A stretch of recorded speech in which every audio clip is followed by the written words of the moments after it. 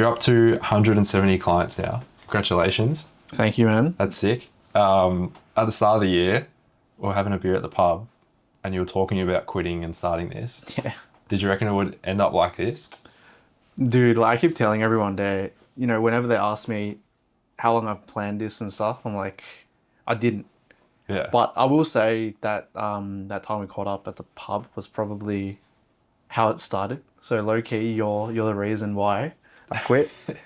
No, because like I remember we caught up that day and it was just to because you were obviously off from work for a bit. Yeah. And I was just checking in on you, and then yeah, you were just telling me how it's been good, and that it was obviously going better than you thought your little side gig, which is now your main gig now. Yeah. And it kind of just sparked the idea in my head that it was possible. If you want to leave, you can. But so many people are just scared naturally if they don't have anything to fall back on. But yeah, and I didn't at that time, but I guess I started brainstorming. Like I'd still go to work, I'd still do my thing, but on the download, I'd probably think about, if I were to ever leave, what would be a possibility. Yeah. But yeah, and obviously fitness was always my thing, the thing I like, my passion, I guess you could say. So yeah, it kind of naturally developed and became that. Yeah. Yeah. Well, we've known each other for, like eight years. We Yeah. started the academy together. And I remember you're always fit, but like not like you are now. No, I was not, I wouldn't, yeah, I was probably more like just like sport fit, just like Yeah. some dude that played a lot of different sports. So, like more athletic than normal, but I didn't really lift back then. I didn't run either, just sport. And as you know, if you play any kind of sport to like a decent level, you're probably going to be athletic enough for most daily things, especially the police, as you know. Like you don't really need much fitness to join the police. So Nah. I think just playing sport as a background was more than enough to be able to do well, at least at the academy. Yeah. So we'll park the business stuff and we'll go back to the start of when you joined the police or even beforehand. What were you doing before you became a cop? Well, I joined like a year. I was a year older than you, so I was 20 or just before I was 21. I was at uni, and then I kind of finished up, applied during my last year, and it all worked out that I was able to start at the end of. No, I got told I was starting at the end of the year, end of 2018. I think it was end of 2017 to start February 2018. Yeah. And obviously we ended up in the same squad. Yeah. And yeah, I still remember that because we were talking before, like that first day, we were all rocking up in our suits and stuff. Yeah, I was sitting next to you in the chapel because I think when we like rocked in, everyone was like in their late 20s, early 30s, and I was only 18. And I was like, I've never really dealt with anyone that much older than me before. Yeah. And I found you looked similar age to me, so we sat next to each other in all the Yeah. nervous suits and stuff. Bro, I didn't know, I had no expectations, honestly. Like even from applying for the police, I didn't know what I was really applying for. Yeah. I was just like, I don't want to keep studying because that sounds like hell. Like that was boring already. So I was like, I want to do something that was active because, I like sport. I wanted to be fit. I was originally studying physio. So Yeah. I was like, what's somewhat, the same kind of field, not so different. I was like, okay, police, Ambos you need to study too much. Yeah. Fireys, don't like fire, bit of a hurdle. So I was like, let's just do the police. But I mean, my knowledge of the police was, literally limited to all the movies Yeah. and TV series I've seen. So not much. And I thought it'd just be, chasing around people and doing cool shit, which it is sometimes. But Yeah, that was the same as me, man. Like when I was applying for the Air Force and I kept hurting myself and stuff, so I kept getting pushed back. So I just applied for the police. I didn't really know much about it. I knew that there was stuff in it that I wanted to do. and they just took me like really fast. And I was like, okay. And then I ended up in the academy all of a sudden with you. When we started in the academy, like the first day, what were you thinking about? Were you like, oh, geez, what's this? Yeah, I got to think back. I think I was nervous. Blocked it out. Naturally, I wasn't. Yeah, it's like in the back of my mind with all the other demons. Yeah. No, I think naturally I was nervous but excited because being 20, like I thought it was kind of like school. You know, you go back. The academy kind of looks like a school as well. And but I would say I got more nervous when I saw like people in our squad and our sister squad. You know, the majority, like the average age was probably a bit higher. Yeah. Like most people were probably, like you said, late 20s, 30s, 40s and 50s even. Shout out to squad dad. Yeah. The 50, I think he's like 52. I think he was in his 50s for sure, but he was, I mean, didn't stop him, you know, he was... Yeah, he's the fittest bloke in our squad. Easily. And that's what I always tell people as well, like there's no excuse. But I was nervous, but excited. So I think it was like a good mixture of both. And coming straight from like a learning environment, I think I was able to adapt pretty easily because the academy is basically a learning environment. You know, you go from class 1 to 2, 3, 4, 5, you got like a dedicated break, lunchtime. Yeah, recess. Recess. You get recess, you got to go play TK. You can go play, yeah. But I think coming from an environment that was pretty similar, I adapted pretty well. I loved the academy. It was chilling for me, like 7 months of just timetables, get to eat every day, get to hang out with your mates. I was like, this is sweet. Yeah, I tell people, like, if you're a bit older and you find it hard to study, maybe it's a bit harder. But I'm like, it's like a 8-month holiday. Oh, like we're going 100%. to the gym in the morning before work. Then you do your stuff during the day. You might like do some wrestling and stuff. Hit a pad with your baton and stuff, and then barely. And then go for a run after work, and then you're home by like 5 o'clock. I reckon, it was what you made of it. But I definitely enjoyed it. I can see why other people, especially people that came from jobs, full-time jobs and careers, going to the academy, getting told off by like a senior connie or sergeant who's, as like back then you would think that they're all up here, almighty and stuff, but the reality is it's just another gig. Some of them aren't really there for the right reasons, but it would have been harder for someone who was a bit older. Yeah, because getting told off like by someone half your age. I specifically remember squad dad got told off, and then he was like, he whispered, like, fucking senior Connie. He must have that in. Yeah, it's like this dude's got like a 2.6 number. He's been in the job for like, he's got more experience than you, like threefold. Yeah. You can't be telling him off. But I mean, they don't know, they just kind of treat you all the same. Yeah. But it is what it is. You just have to, put your head down like everyone else, do your time, listen, and stay within the boundaries. And once you're out, as you know. It's all different in the real world. And it's pretty funny, the academy. Like, as you move through, everyone that's just the next level up from you is like a god. Like, when we were in just our suits, the people that had uniforms were like, oh my God. And then you had it said recruit on your shoulder. And then once that was off, you're like, oh my God, they're not recruits. And then the next one had like the one stripe, and you're like, oh, that person is God. Bruh, it's so funny because, like you said, we're all literally like days apart in terms of like the schedule. And someone who might be in their final week graduating, because they've got the ceremony cap on and stuff, but they don't know jack shit more than you. But like you said, you look at them like they're up there on the pedestal. They're graduating this week. Oh my God, these guys are real cops. Yeah. And I remember like that first week, I think it was, when they had like people in week 16 come down to give us a speech. Yeah, give you like advice. And back then I was like, whoa, oh my God, these guys have made it to week 16. Damn. And then I think about it now, I was like, fuck, these guys have just been doing this for 16 weeks longer. They don't know anything more than you.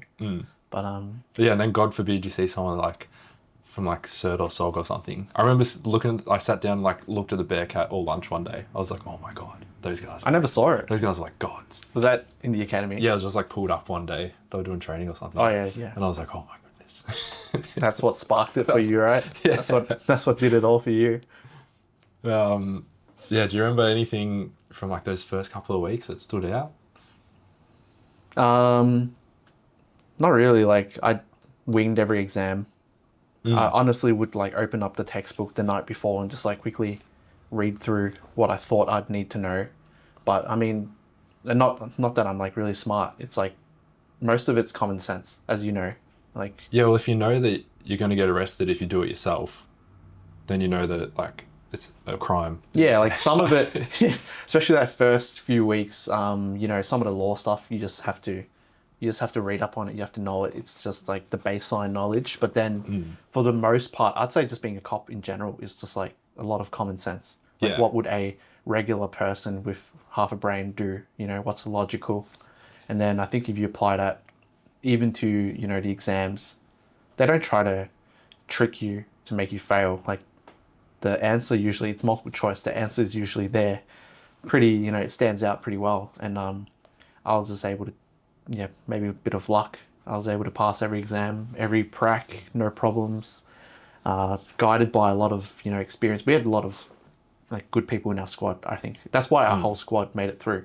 Yeah. Which now that, you know, the more people I talk to, that seems to be quite rare. Yeah. Like your entire squad, no one getting back squatted. I think that's pretty rare. So I think we had a good squad in that sense. And that definitely helped. You know, there was always people to ask questions if you had any questions. So made it a lot easier. Yeah. And yeah, I think the common sense stuff, they always used to say like the newspaper test. Like if whatever you did was on the front page of the newspaper tomorrow, would anyone read it and be like, oh my God, why did they do that? It's just common sense of what you should do. Yeah, so that's what I kind of did the whole academy, and fortunately, it got me through. No problems. And the start of the academy, there was a lot of physical testing. And Was I there? remember, well, Was it? well, yeah, practice testing and stuff. Like we did like the beep test, and they would do. Oh, yeah. Remember they were doing like injury prevention testing, and we had to do like vertical leap and all. Oh, all those that, sort of that was like the things. first week right in the gym. Yeah. Yeah, yeah. And I remember everything got done in alphabetical order. So your last name's YU, and I'm W. So I went first. And I remember doing the vertical leap and the agility test. And I broke the record for the vertical leap. And I did really well in the agility test. I was like, sick, that's awesome. And it lasted until I got to Y. And then he beat both of my scores. Yeah, yeah. I'm still disappointed that that was the first and last time we ever did like the vertical leap. That should be a thing, honestly. Yeah. Now that, you know, with the experience that we have, you kind of know that being able to jump is like a really important skill, Yeah. especially with being a cop, and a lot of people can't jump. So it should probably be something that they focus on, especially in the academy, you know, helping people gain more athleticism, explosiveness, because we don't do any type of training in any regard with that normally. And even just like getting out of the car quickly. All of It's it, dude. Like same Like, muscle. I've never met a person who can jump high who isn't athletic. I'm just like the most at its basic. If someone can sprint really fast and jump really high, they're probably a bit of an athlete, you know, and they're probably well rounded to do anything, whether it's getting out of a car quick or getting over a fence, you know. Yeah. So I think it's one of those like core basic skills that everyone should have. Yeah, and they should probably do more for it. I don't think we did any strength training or anything. But No. we did like a little bit of swimming, a little bit of running, but no strength training or anything like that. Nah, there's they should definitely, you know, just strictly talking about the PT side of it, like they should definitely have like everyone on like a structured program. And it's short, you know, you're there for 7 months, but you can make a lot of progress in 7 months. Yeah. Especially if you're following like a dedicated program. If I don't know what their PT staff normally do, but if, you know, part of their job was to make a program for every single person at whatever level they're at, trying to improve on, you know, where they have gaps in their fitness, I think they could end up graduating like a lot fitter and a lot more prepared when they leave the academy. But Yeah. that's just my thought now with, you know, a bit of hindsight, a bit of the knowledge that we've gotten over the last few years. Well, now they have a company they can turn to maybe make those programs for them. Yeah, you know where to reach out to me. Yeah. I think maybe 10 or 11 weeks in, you do shooting for a week. And I remember you were the top of the class for shooting. No, I wasn't. I was second. Oh, you were second? Yeah, I was Who beat you? I lost to our boy, Hoodie. Oh, yeah? Yeah, he won he won that award at the end when we graduated as well. Yeah. Yeah, I actually forgot about that till you mentioned it, but Yeah. I just remember you were shooting at the pistol at 25 meters, and like I couldn't even hit the target, and you were hitting the points. damn, Yeah, surprised you like, remember oh my that. But yeah, no, that brings back memories. That was like we're doing like, was it like our whole squad was doing a little competition, and they'd move the target back a few meters every time, and they kind of like knock you out if you don't hit it. And then I think it was myself and Hoodie remaining, and yeah, 25 meters was pretty far with a handgun, but I think I hit it a few times, but he must have hit it more than me. But yeah, it was cool. I think he maybe like 1 bullet more or something, like 1 point more or something like that. No, it was not enough shooting. Nah, no way. But I think it comes to like, I don't know. I'm not. That was the first time I shot a gun. You know, I didn't shoot before, and you know, everyone's a bit of a mixed bag with guns, I guess. You know, you had at least your long arm experience, right?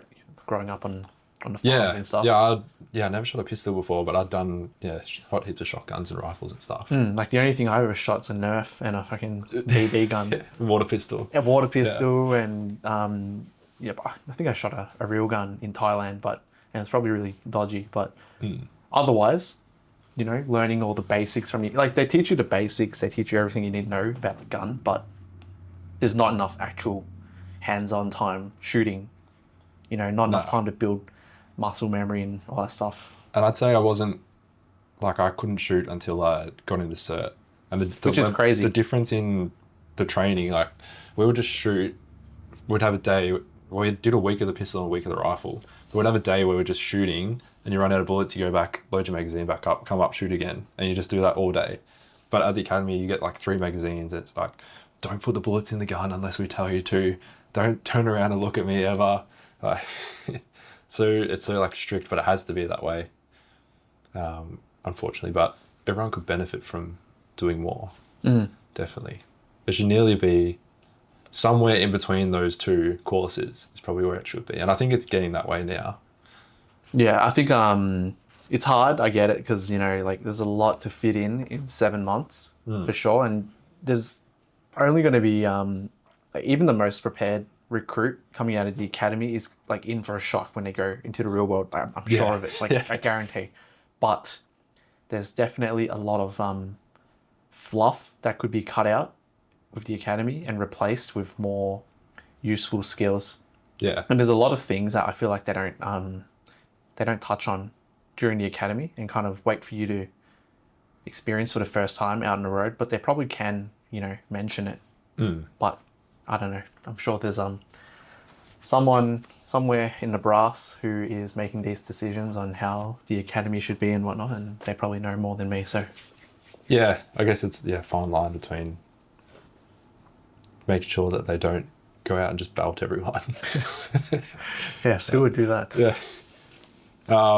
So yeah, with the academy and stuff, went through, did graduation. Where was your first place that you went to after that? It was originally Reservoir, and then I moved mid-academy, and it became a bit far, so I got moved by the academy people. They were nice enough to move me like nice and close to home. I got Forest Hill. Oh yeah. Yeah. So you just got closer to your Yeah, place. super cruisy in the east. But it was close to home, and I think it was a good first place to start. The station's really nice. It was brand new. I didn't really do much in my first placement in the first 3 months. I was probably pretty useless now that I think back. Well, I think everyone is. Oh, but I was probably like proper useless because, you know, like now, like you've been a senior member at a station, when someone brand new comes, like you kind of get the vibe real quick. You kind of tell whether or not they're, you don't need to know anything. None of them know anything, but you can be switched on or you're not switched on. I think I was probably like somewhere in the middle. Yeah. if you asked me to do something, I'd do it. But was I gonna proactively do something without being told by like a senior member? Probably not so much. Which you develop that, and fortunately, I like to think I developed that as well. But I would not be surprised if my senior members at Forest Hill thought, "Oh shit, we got a dud."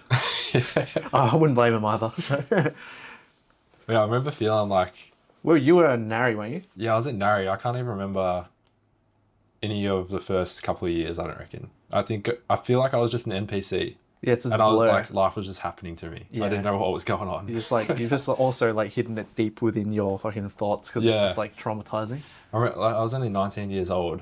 I didn't even think I could think for myself, really. 19. 19's a pretty crazy place to be going to Nari as a 3-month DTW. Yeah. Learning about life from down south. Yeah, learning about life from all I mean, tribes. like we all, I think when you join the coppers at a young age, like us, you are learning a lot about life from the job. Oh, We yeah. grew up real quick because you kind of have to. Like I didn't even know what family violence was before I joined the job. I was like, that's Yeah. just an argument. Yeah. And then you see the different levels to it. Obviously abusive partners and all that kind of stuff.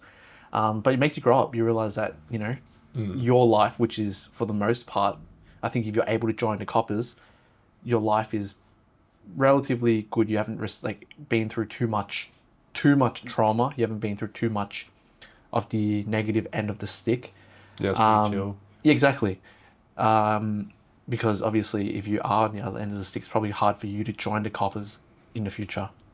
But yeah, we saw all that for the first time, and yeah, you realize it's not all sunshines and butterflies in the world. But yeah, it forces you to grow up quickly, which is good, and I'm very grateful that I was able to see the world and not everyone, a lot of people for what it is. Yeah. I remember being, like, if I look back on it now, I was like, man, that was hard work. But I remember for the first few months after we got out of the academy, I went to bed and I'll be like, oh man, I can't wait to get up tomorrow. I can't wait to go sit in reception and answer the phone. But now I'm like, oh, that's worse. But Oh yeah, I was for like, sure. I can't wait to go and like answer phone calls and like solve problems. I was never like that. I fucking hate the phone. And I'll be like in bed, like put the alarm on, like, oh yes, I'm on reception tomorrow. Bro, I I'm such a remember nerd. my first week, because my 1 week watch house stint was Reservoir before I got moved to Forest Hill.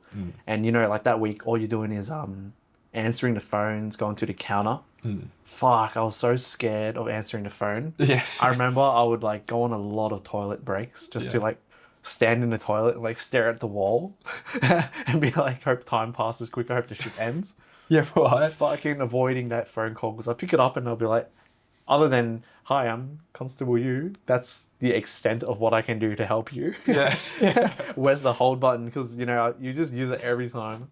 You put someone on hold like 10 times. Yeah. And then you're like, oh, he says that. Yeah. He said his name is George. What do I do? Yeah, and it's kind of like that. And that's how it felt. And I felt that was probably the most nervous I was that first week. It was so weird because I already had phone phobia, which didn't help. And people phobia and all types of phobia. But yeah, you get over it. Like, we got better over time. Yeah. I did. I never used to call anyone back No. then. Yeah, I would just message people. So when someone's like, oh, can you call that bloke and tell him to come in for an interview? I'm like, okay. Yeah, Hey, my name's Tom. Can you please come into the Fuck off. Sorry, sir. Have a good Yeah, sorry. Can you please possibly come in for an interview? It's not mandatory. No. You're not supposed to say that. Sorry. Yeah. Sorry. There's a few sticky ones. It's good. Like you learn. Those are like how the situations that help you learn. How to use your words, how to Yeah. be more influencing, persuasive. But I think that's- everyone goes through it to some degree. But you're right. Like the first time, I had to arrest someone, and then the senior member was like, "Oh, just set up an interview by appointment." I was like, "The fuck are you talking about? What's that?" And he's like, "Just call them, tell them to come in." And I was like, "But what if they say no?" I was like, "Just call them first." And like you said, you get a mixed bag, the response, but you don't know unless you try. Yeah. And you realize you can almost have a pretty good strike rate if you are good with your words. Like you can almost get anyone to come in unless they're like a proper crook who will be, actively avoiding the cops. But Yeah. I think it was pretty, like, that's probably why they put you in there at the start, to talk to people where you're not out face to face with them. So if you stuff up, they just hang up on you. They don't fire up at you. But yeah, I remember it was always like, there's always like the same script that used to work. You're like, hey mate, can you come in? I'll come to whenever it suits you. I said, I don't have to come to your place or like your work or whatever, and grab you. But I remember I ended up pretty good at getting people to come in. You kind of just like work it so that you're on their side, like you said, like, hey man, I'm doing this for you. Like, yeah, I can come and pick you up when you're at work if you would prefer that, but I wouldn't. I don't want your kids to see you getting arrested. I don't want your colleagues to see you getting arrested. But yeah, you got to work with me, and I guess after a while, you realize how to convince people a bit better. yeah. So that was the start. So that's only, what, you're there for 3 months? Yeah, That I was think the we did first like one? our 12-week stint, and then we get our P set station. Yeah, And I wanted to stay because it was really close to home, but I knew the chances of staying weren't very high. yeah, And then I got Baronia, which was now that I look back, the best thing that could have happened. yeah, yeah. What was Baronia like compared to? Very out east. It's like a good medium station in terms of busyness. Like you get times where you're flat out, but you also get time to hunt and get time to do what you want to do, which is good. I think it's the best kind of balance if you want to learn to be like a very well-rounded cop, because like you could be like you go down south. I'm sure you didn't do much hunting because you couldn't. You probably just bounce from job to In job the to spare job to job. time. You log on, you get like 20 jobs on your plate. I would log on, and the first job was to get a coffee for everyone at the station. You know, like we would most of the time have time to, do your own thing, serve paperwork, pick up your own crooks, hunt. And I think that was a good balance of being able to do the usual stuff, which is, attend job to job, but then also learning like the skills of a good cop, which is finding crime, Yeah, not reacting to it. So, and I had a lot of really good senior members, which is why I think Baronia was the best, like for me. All the lads that I went through with can probably attest to this, but we had some really good like weapon senior members. Like we're talking like members now that are at K9 that are, upgraded as, bosses and stuff. These were the senior connies that we went through with. They were teaching us the right way, obviously within the boundaries of our powers and stuff, but yeah, being flexible with it as well, being realistic. And those were the same things that we passed on, myself and my colleagues that I came through with, the way we passed it on. And that's, I think, how you impact station culture, which is why up until the time I left, Baronia was always at a high. Even like, with members leaving, coming and going, bosses coming and going, like there's temporary dips and stuff, but because the core was always there, the culture was always there, I think it was always like at a pretty good level. yeah. So you reckon that's where you came out of your shell Oh, a bit? 100%. Yeah. Because Got- I started there, and I realized I was so far behind with all the other members of like a similar vintage, brand new connies, but I just felt way behind. Like I hadn't done much at Forest Hill, not because of Forest Hill, because mixture of just I just didn't get to experience much, and it was slightly quieter station.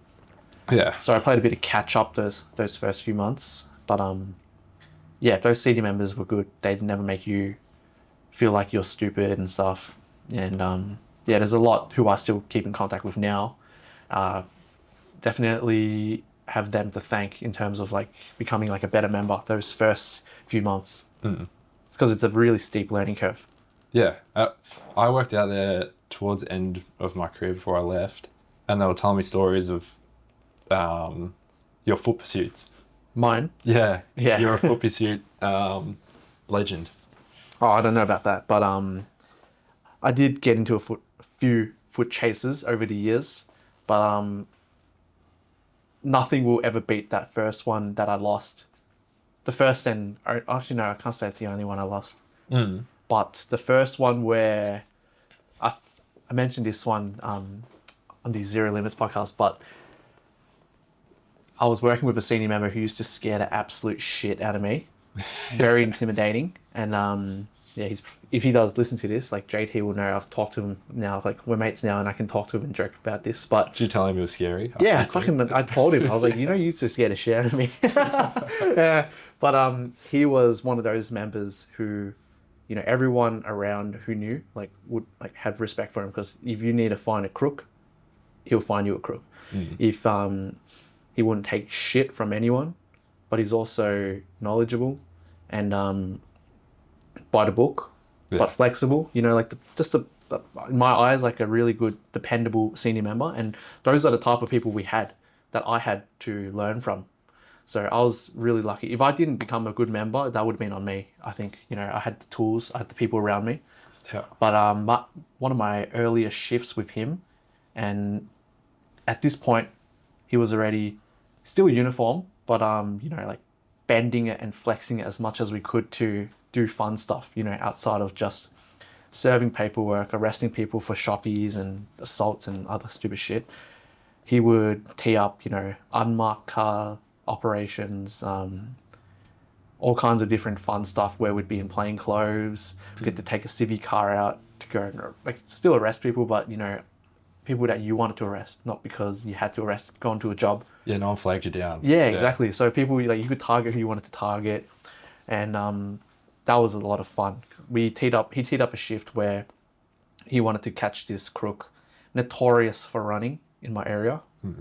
Some like teenager, I don't think he's around anymore, but he would run, and he was fast. I think he had like a sporty background before he became a little shit. Yeah. And he told me, he was like, he's gonna run, and he's fast. I'm telling you now. And I was like, yeah, it's fine. Like, I play sport, I play basketball. I'm pretty quick. I'm point guard. I'll be fine. And up until that point, I think I only chased like, barely had a proper foot chase. People that would try to scurry off a bit, and then you grab them and they just give up. Yeah, they just lay down straight. Yeah, like a barely foot chase, more like a warm up. Yeah. But this was different. We drove out at the station, and legit within 5 minutes we saw old mate sitting in a bus stop, and he's like, "That's the guy." And then I was sitting in the back seat. He was driving. He's like, "Yui, I want you to jump out, and I want you to drop him." Yeah. And I was like, grab him. Yeah, no problem. Yeah, all good. And then I went out, got up to him like about the same distance as you. I was in plain clothes. I was in like my oversized like champion hoodie, trying to look as airshade as I could, trying to blend in, covering like my gun, my equipment belt. And I just tap him on the shoulder. And I was like, "Hey," and I say his name, and he's like, "You're under arrest." And he looks up at me. He's like, "What the fuck?" And he just like flings my arm off and just sprints off like 4 lanes of traffic, and I just don't never see him again. Like Bugs Bunny. Bugs Bunny, like quickest little fucker I've ever seen to this day. Hops a fence, and like, I'm just in shock. I'm like, wait. This isn't meant to happen. Yeah, I'm a point guard. Yeah. Well, for starters, I couldn't react, which was why it was so annoying. I was like, wait, this is the first time someone's like, I wasn't grabbing him hard or anything. I just grabbed him by the shoulder, and he just full flung me off. And I just kind of like stood there in shock. But he jumped that first fence. Luckily, we got him at the end. There was a canine and an air wing around, and I think he jumped off a fence and like broke his ankle or something. I don't think he went into many foot chases after that. So you can almost say I caused that. Yeah, he ended his career. Yeah, I ended his foot chase, his running from the coppers career. But that was my first taste of defeat. And also the first time I realized that when, someone says drop him, you got to drop him. Ask questions later. But yeah, if you've got the power to do it. Yeah, you'll exactly. You'll actually get him. Mm-hmm. That was my first taste of the real world. I remember like the crooks, they're so scrawny, but somehow they're so fast. I wouldn't say strong, but somehow they're so fast. They're skinny as legs, they're tall and lanky and stuff. I used to chase heaps of them in Dandenong, and they'd be up and over a fence and gone, and I couldn't even get over the fence. Mm-hmm. I'd be like, "Oh, I've got him," and then they pop over the fence without even touching it nearly. And I'm like, "Oh, I'm not getting over that."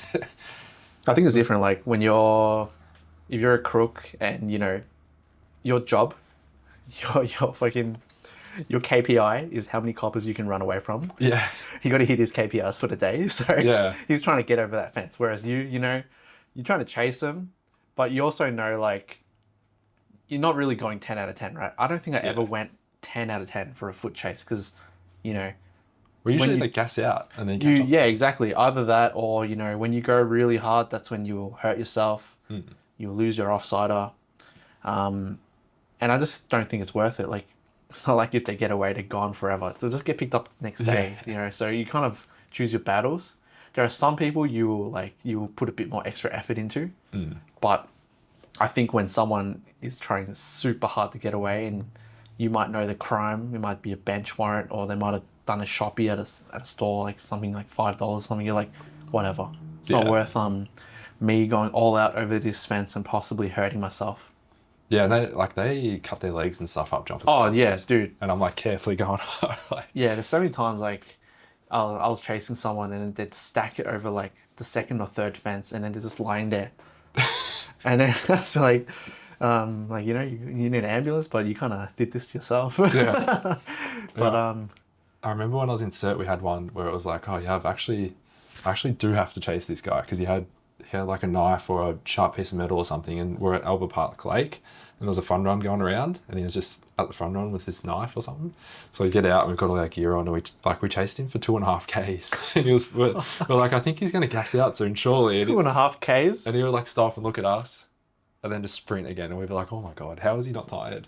But we eventually got him. I got a good video of my offsider going for like the launch tackle, and all these magazines and stuff go flying out everywhere. It's hilarious.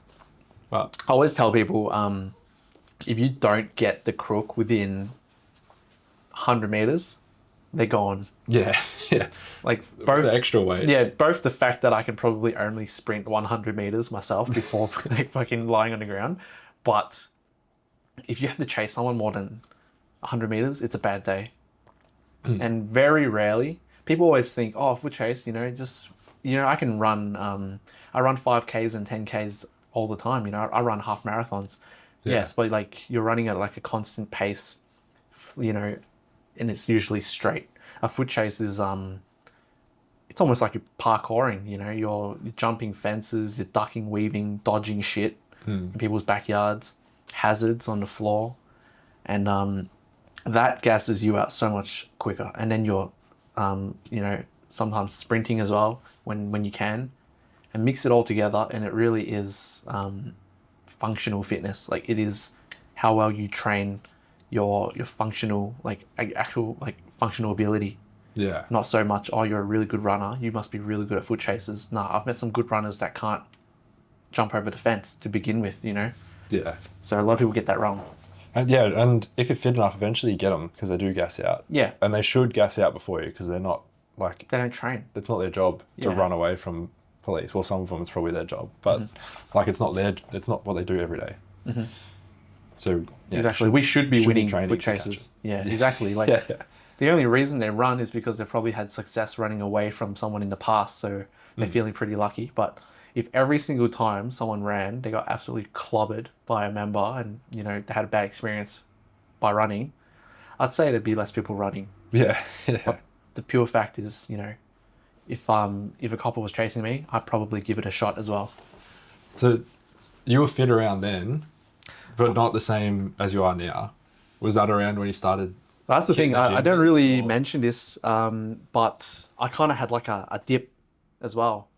So I came into the academy and like maybe that first year or two at like a athletic playing sport. I still played sport, still played social basketball quite frequently.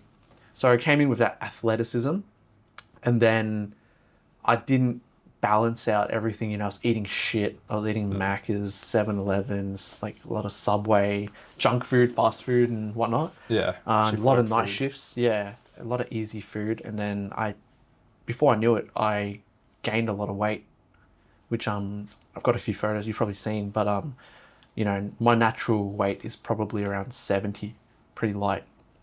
I would have been over 80. So for me, like 10 kilos over is 10 kilos extra that I'm carrying. So Yeah. definitely felt it, because during those years, that's when I started getting, you know, sore all over my body, you know, like bad ankles, knees, hips, especially knees. I had really bad knees. Like got to the point where I wanted to stop playing basketball because it just hurt to like go up and down stairs. Yeah. Let alone being, training, being fit for the job. I was just trying not to be in pain. So that was the wake-up call. I think around then I had a job as well where I caught the dude in a foot chase, but then lost a wrestle. Yeah. I was by myself and he out-wrestled me, got up and then started running again. And I didn't even have the gas to go after him, so I let him go. Yeah. Well, he got away from me, didn't let him go. Yeah, it's lucky you decided to run away, not to keep going, like take your gun or take your... Yeah, exactly. And for the most part, you realize most people don't really want a full punch on with a cop unless that's their intention or they're that drug fucked or drunk. Most people just want to get away. Yeah. But that was a wake-up call for me. I think after that was the turning point. And then I started taking my fitness more seriously again. That's when I started training a bit more for the job. Before that, when I started lifting, it was I just wanted to gain size. I saw other members that were really big and jacked. I was like, I want to be like that. I want to fill out my sleeves. I want to look big in my vest, in my uniform and stuff. And it worked. I was getting bigger, but I was also getting like slower. I wasn't addressing my weaknesses. That's why my joints and stuff still hurt. I was gaining a lot of weight as well as a result of it. Not dieting, not eating well. But yeah, luckily that incident happened for me to realize what I needed to do, and that was to actually train for the job, which in turn, I think training for the job, being functional, like functional fitness, was actually the best thing that could have happened for me anyway, even outside the job, because my whole body started feeling better. All my pains went away. What would you say the difference between like functional fitness and just normal gym is? So most people would probably know like a typical bro split, they'll hit chest on one day, they'll hit legs on another, they'll hit back and buys, which is fine, like if your intention is to build muscle, you will probably build muscle and get stronger that way. Yeah. But a lot of times, the way they lift that way, they're resting a lot between sets. They're taking a long time in the gym to do something that could be done, like an hour and a half workout, which could be done in like 40 minutes, for example. Functional fitness, I guess, focuses on the compounds, full range of motion, exercises that mimic real life. A lot of unilateral work, lunges, step-ups, split squats, cleans, carries, things that we would do in real life, especially on the job. Someone messaged me the other day. He was like, thank God you gave me so many farmers carries. Yeah. Where it's like the one where you carry heavy weights by your side or overhead or whichever way you're doing it. Because we carry so many kit bags, in the job, and they're freaking heavy. Like some of those equipment bags.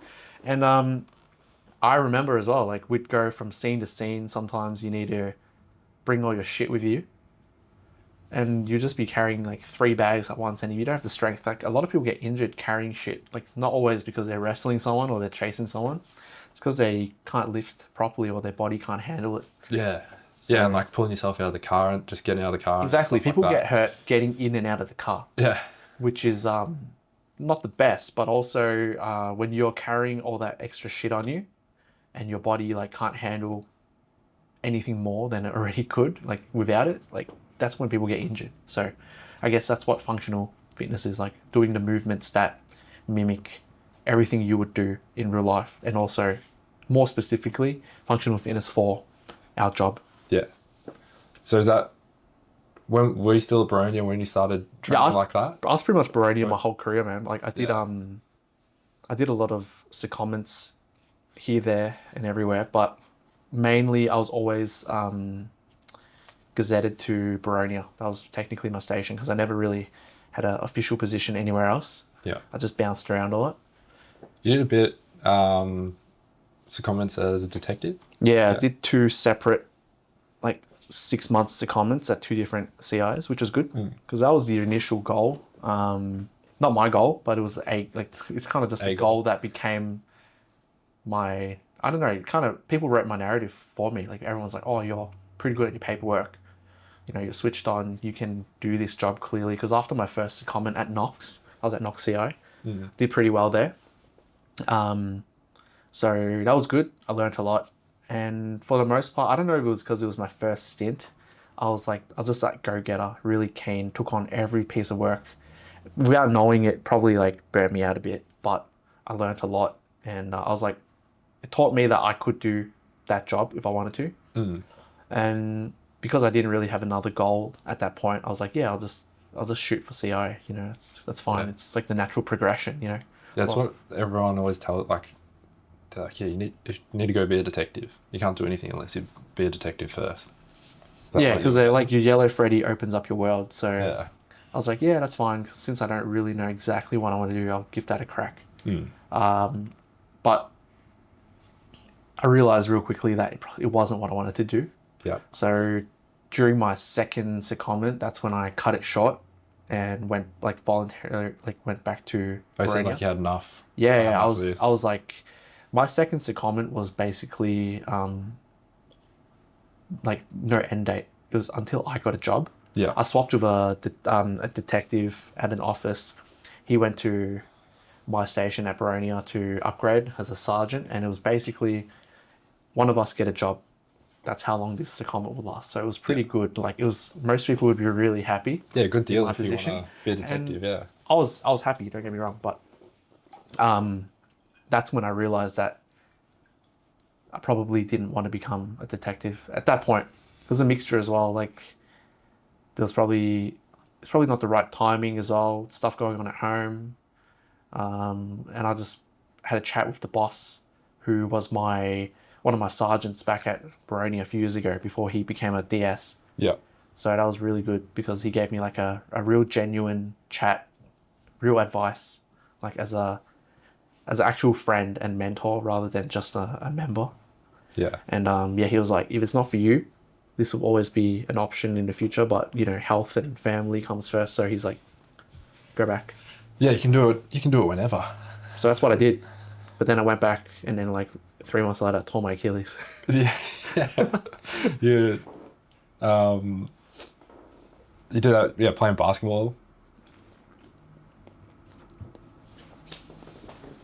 Yeah, so Not chasing someone. no, nothing cool. Like this was 2023. And at this point, I was, you know, hitting the gym. I was pretty fit. Body was not bad, but I was also still not as fit as I could be. But I didn't have that drive to, you know, get to that next level because once upon a time, I wanted to be like, yeah, I wanted to go to cert, you know. But that never happened. And I just wasn't really training for anything. Yeah, you lose that, like, The drive. yeah, like the treasure at the end of the rainbow, I guess. Exactly. Like I didn't have an end goal. So naturally when I lifted, I didn't have that intensity. When I was working out, I was like, oh, you know what? The one thing that I can track is getting stronger and getting bigger. So that's kind of how it naturally focused on. I focused less on the other stuff. I wasn't really taking care of my nutrition. And then still playing basketball. And then all it took was one game. It's the same step I've done 100 times, but this time it decided to go. Yeah. It's just snapped. Yeah. But yeah, it changed the rest of my career, that's for sure. Those are brutal injuries. I remember watching my old man play cricket and someone tore their Achilles while they run into bowl and I heard it from the boundary. Yeah, I don't know. I don't think mine made it a sound like that, but Yeah. apparently it's like a shotgun, you know, like Yeah, you it's can, like bang. yeah, because it's like a really big snap. Like it's a big tendon. So most people, my brother did his as well. Yeah. And That's crazy. Yeah, Genetic. yeah, exactly. He did his left and I did my right. So like we're like one pair of broken Achilles. Yeah. But his one made a big sound. Mine didn't. Also maybe I couldn't hear it because I was just like, You drowned it out. yeah, I was just you know what, mine wasn't as painful as some others that I've seen. A lot of people are like crawling on the ground in pain and in agony. For me, I was like, who the fuck kicked me? Like turned around Yeah. and I felt that kick. Like everyone always says they feel the chop on the back of their leg, which is what I felt. I thought I tore my calf or strained it. I felt it in my upper calf. Yeah. Not down in the Achilles. But apparently that's just because, you know, when it snaps, it shoots up. Yeah. It shoots all the way up your upper calf, and that's what I was feeling. Bang. Yeah. and I still didn't know, but I got helped off the court and watched the rest of the game. We won that game, luckily. It's just a social league game, but one of my teammates is a physio, so he came up and checked me out afterwards, and he was having a feel. I was like, yeah, it's like I feel on my calf. Did I tear my calf? And he goes down lower, lower, lower. And he kind of just like hovers around that point for a bit. I was like, what's wrong? What's wrong? He was like, you should have a feel. And I feel it, and it's like, it's a bit soft. I was like, yeah. He's like, that's fine, right? He's like, feel the other side. And then you feel like your tendon, it's there, and it's like quite solid. And then I feel with the other side again, it's like jello. He was like, yeah, like your Achilles. I was like, what's wrong with it? He's like, it's not there anymore. It's gone. I was like, oh, fuck. And then at that point, I still didn't really accept it or believe it until I did my MRI, and they said, yeah, it's snapped. Like, you full snapped it. And then, yeah, the whole recovery process, which was, stock standard. Everyone's been through it. It's pretty well researched. You know what you have to do to get back. But it was just long. It's so long. It's like a year, proper year and a half before I felt somewhat normal again. Yeah. So was that a year of until you were back to normal, or a year until like you had the confidence to actually be able to do that stuff again? Like you were able to walk again after a year? Yeah, you could walk pretty early on. Yeah. But in terms of like feeling like you were before injury, it'd probably take anywhere, depending, professionals sometimes come back 7-9 months. Yeah. But these are guys with like the best technology, the best trainers and whatnot. That's their full-time job. Yeah, normal people, anywhere from a year and a half. Took me around that time. I was progressing pretty like standard, when you lower the boot, when you start walking again, when you start jogging, stretching your calf and stuff. But even to this day, it doesn't feel the same. Yeah. Yeah, it never will. I've accepted it. Because I'd say at this point, currently, I'm probably the fittest I've been. But my calf doesn't feel the same. Like when I do a calf raise, it's weak. It feels like my actual Achilles just doesn't feel like it's mine or working properly. But I'm not a professional athlete, so fortunately it doesn't affect me too much. But I can see why if a pro athlete did it, why they call it the kiss of death. Like it would ruin your career for sure. Brutal. There are two things you said before that I want to go back to.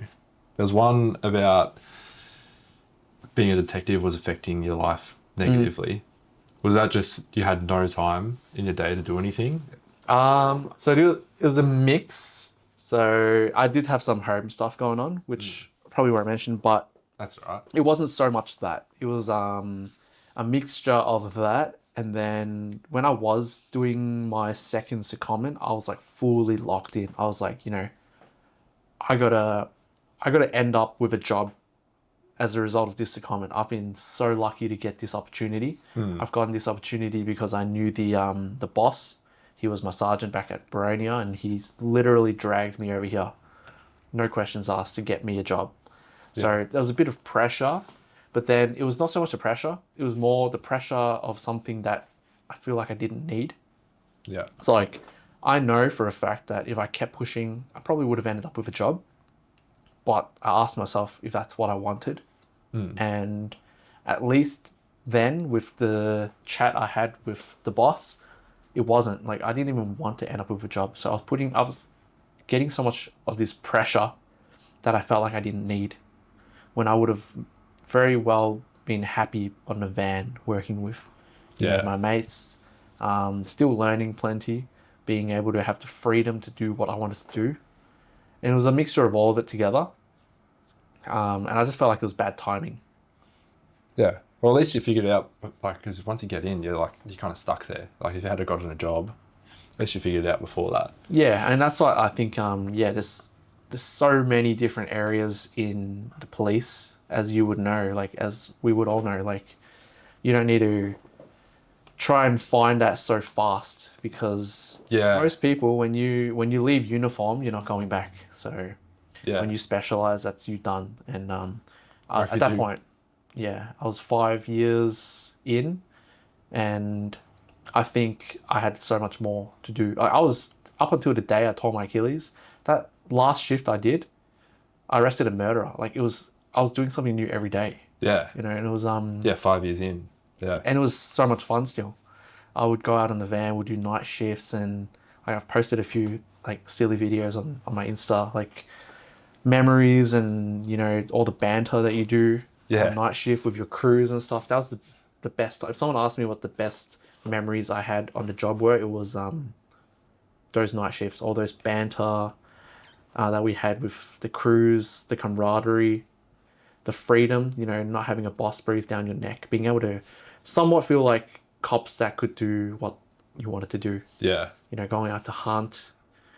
And that was definitely the best time in my career. Night shifts were sick. Everyone's like, "Oh, you do those night shifts must be terrible," and they're not good for you or anything like that. But No. I always look forward to night shift. It was sick. It was so much fun. Yeah, and the common reason was not so much because it was at night. No one likes fucking being nocturnal, Yeah. but it was because you had the freedom. You knew that there wasn't, you know, like 100 eyes on you all the time. The public were asleep, so usually people that were out were probably up to no good. There's only villains out. Yeah, all the Nighttime. bosses and brass were in their cozy, warm beds. So you had the ability to do what you knew you could do, like what you could do. Be a cop. You know, if you see something dodgy, there's not going to be a boss that tells you not to do it. Yeah. You know, like, and I think that's what gets people excited, being able to actually be a cop, which is for the most part what a lot of the brass and people at rank stop you from doing. Yeah. So that's why it's I think frustrating. That's a good point. I was thinking about that a few weeks ago. I was like, why does it feel like you're not able? It's like they're taking your purpose away from you. Because you just get told to do all this shit you didn't really want to do. But then on night shift, you get to go out and do all this cool stuff. During COVID, you're saying like there's only villains out. Night shift during COVID was sick because every car that was out was a crook. Like all the normal people were inside. So you just be driving up the street, you'd be like, oh, get them. And it'd be someone doing something dodgy every time. COVID policing was, I mean, parts of COVID policing was shit, but for the most part, it was a lot Just of fun. normal stuff. Yeah, like all the, you know, like the mandatory checking of stuff and Oh, yeah. mask and all that bullshit was, you know, pain in the ass. But like you said, had some big jobs during COVID. Had that job where, you know, Songy? Yeah. Yeah, that job where he was like we were on night shift and I was meant to go out with him that night, and then I swapped with one of the junior members at the time because I wanted to bring my dog in. Yeah. I wanted to bring Kirby in, so we were all chilling. Like it was a pretty dead week, to be honest. And then I think it would have been a Wednesday or Thursday. We had a movie on. I was in the watch house, snuggling with my dog, and then that job where he obviously ended up being shot at. But that happened during COVID. You know, like What was that job? so I came through as a person causing trouble at the local pokies, Oh, yeah. and then it was nothing. It was this dude who was refusing to wear a mask or leave or something similar, and then our van was just chilling. So I called the job through, told them to go suss it out, and then they were going, and I got another call. No, I didn't get a call. I got some dude running into the watch house, like fucking sweat dripping down his face. I was like, oh, here we go. Because, you know, if someone comes into the watch house at like 3, 4 a.m., you're like, okay, he's probably like Yeah, something's actually not right. Yeah. Yeah, he's either not right, he's a local that's just, you know, going around being a menace, or there's something really wrong. And it was the second one. Like, he came in, he was like all frantic and stuff, sweat dripping down his face, but he was really coherent. So I was like, fuck, this guy's like a normal dude. He's like, I just finished my twilight shift, went to the pokies, was about to go in. Some guy taps on my window and he pulls up his shirt, and he had a sawn-off double-barrel shotgun tucked in his pants. He's like, I know this because I work with guns. I can tell you exactly what model it is. It is a gun. I was like, shit, this guy's like legit. Like, you know, he gave me details beyond what I would even be able to ask. So I just did what I thought was natural. I saw that the van was heading there because we got those cameras outside at the main arterials. Came up, like, didn't even like have a call sign. I was like, that unit going to that job. Just know that the suspect that you're looking for might be armed with a firearm. And fortunately, got to them in time because they actually found him like 30 seconds later, Yeah. walking down the main street besides that pokies. And then I mentioned this as well previously, but we started using the PA system Yeah. in the cars. I didn't even know they were in the car. Exactly, I was like, yes. oh my God. So many people didn't know. And myself and one of my mates, we started using it on night shift, like literally just being absolute menaces. Like we'd play like music through the loudspeaker Yeah. on like in front of houses, like we knew like known crooks were living in, just to piss them off. We'd just yell random shit out at the park. Yeah. We'd go up to a car where we knew like two teenagers were like snogging in the local park, because the cars are full of condensation and Yeah. stuff. The windows all fogged up. We'd park up behind them, and it would just like turn on the sirens and be like, it would just yell something stupid. We were just using it for anything, right? And then it kind of spread real quick. Everyone was using them, and they were useful. Like you didn't have to yell. You had a really loud voice, and it was really handy. But my offsider, the member we were working with, he used it, and he obviously got the suspect to stop, turn around, put his hands in the air. But then when he stepped out the car and couldn't take the PA out of the car with him, turned around and pulled out the gun and took a shot. But fortunately, it missed. Yeah. And at least he had the info to he didn't pull up next to him. They usually would have probably just pulled up next to him and talked to him this far away. Exactly. And how often, what I'm saying is to a lot of people, how fortunate that it was two switched on members that went to that job. Very often, we're so complacent, we'll go to a sus loiter, we'll go to a person causing trouble, any kind of job, right? We'll pull up, we'll go up to them, hey man, what's going on? This distance. Yeah. What's going on today? And have a chat with them. And I'm pretty sure you could be the worst shot in the world and still be able to hit your target from this distance. Yeah. So, and they would have pulled up in the car next to him. Then you're already at a disadvantage. Or roll down the window, yeah, and you talk can't them get through the your gun out window. or anything. Yeah, exactly. So it just worked out that it was two members that had their wits about them, and very fortunate that it turned out the way it did. Because then what happened with that bloke? I remember the job getting called through to us. But I think you guys he just got arrested a day later or something, didn't he? No, so they flooded the area because he ran off on foot. I think Cert Sog Air Wing Canine flooded the area for the next few days. Yeah. Trying to flush him out, and then I think all the detectives and whoever was on the case was flooding his associates and just harassing them to no end. And then I think 3 or 5 days later he turned himself in.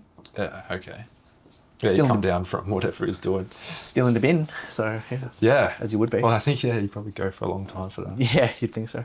Hey, hope you're enjoying the show. This podcast is sponsored by Tom Wilson Digital, my agency that helps small business owners generate more work online. If you want to learn how to do that yourself, then go check out my Instagram. It's @TomWilsonsDigital for free tips and advice. Or if you need to get help with your marketing, head to tomwilson.digital to work with me. All right, let's get back to the episode.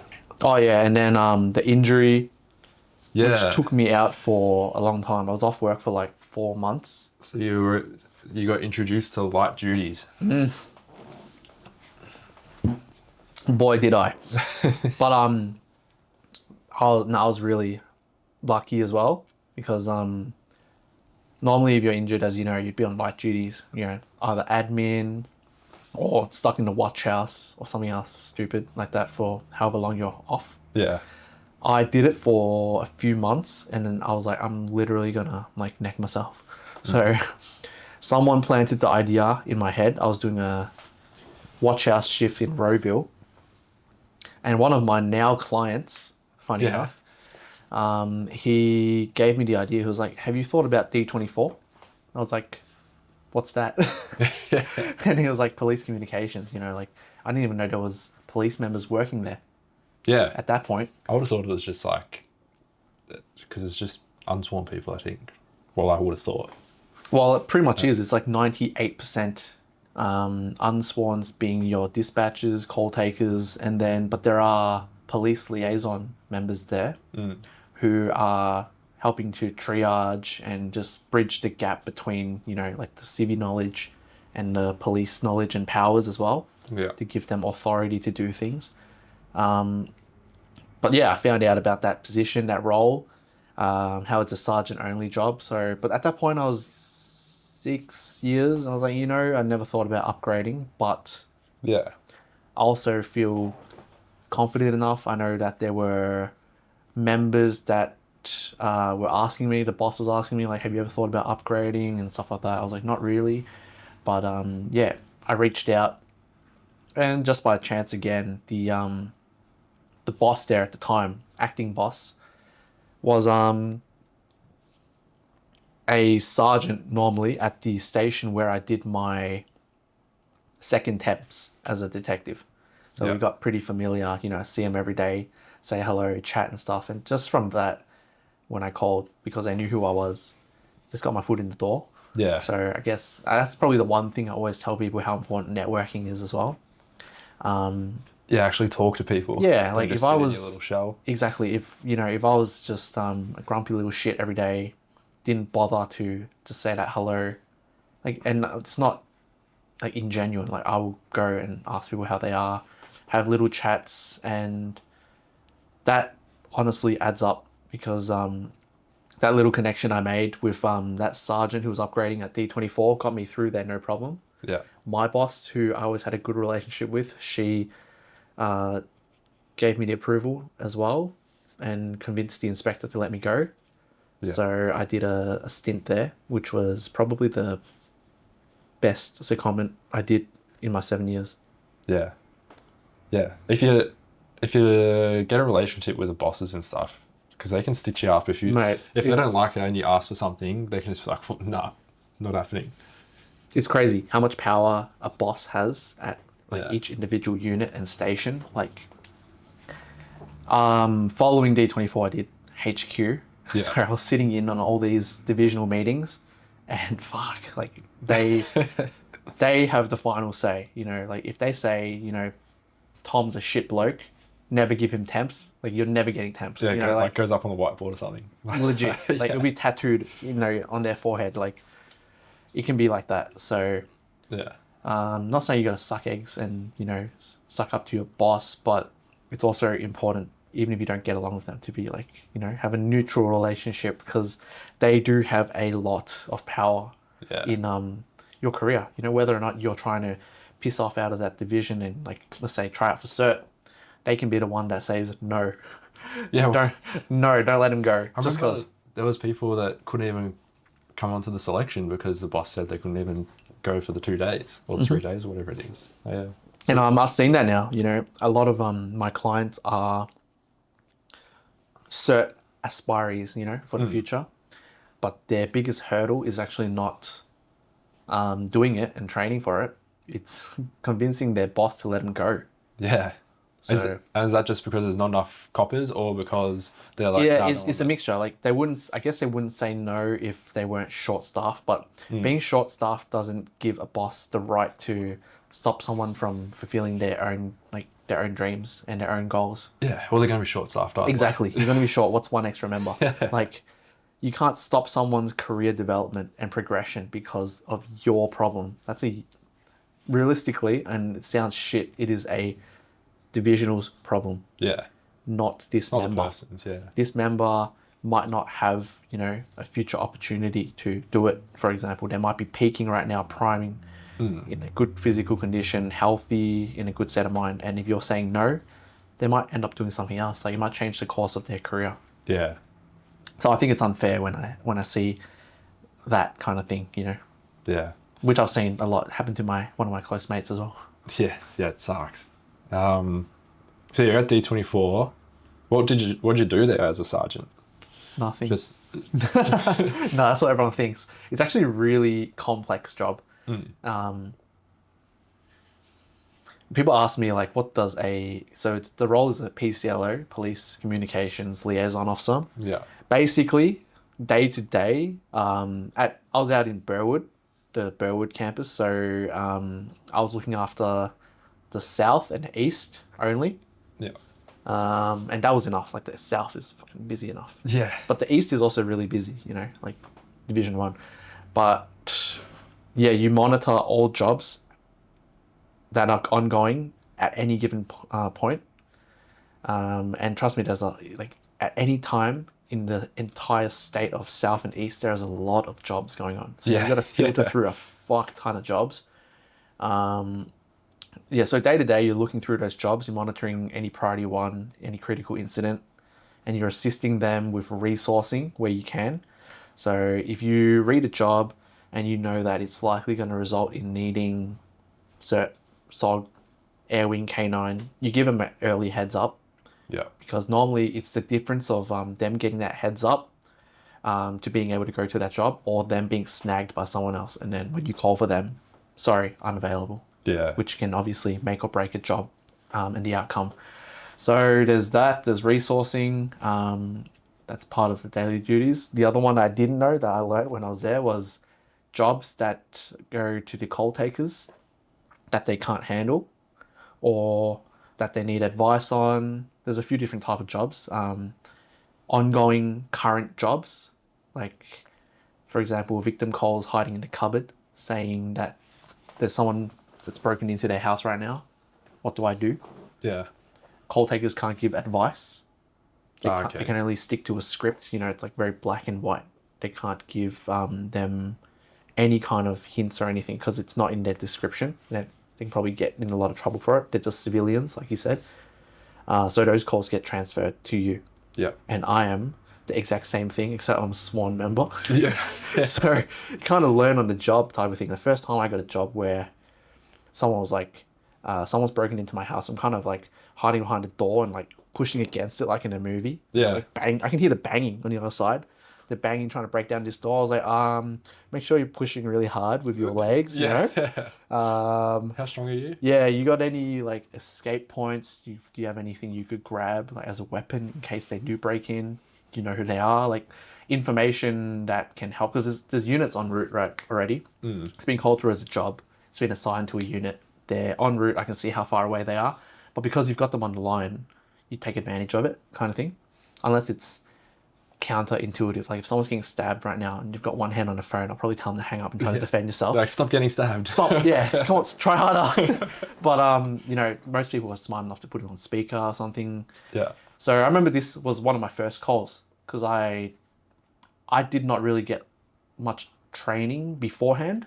It was definitely learn as I went, and you pick it up real quick. But yeah, I just realized you have to give them sound advice that you would give to anyone. You know, like very much on the logical test again. Like as long as you can back it, your decision or why you told someone to do something, then I think you're safe. You're covered.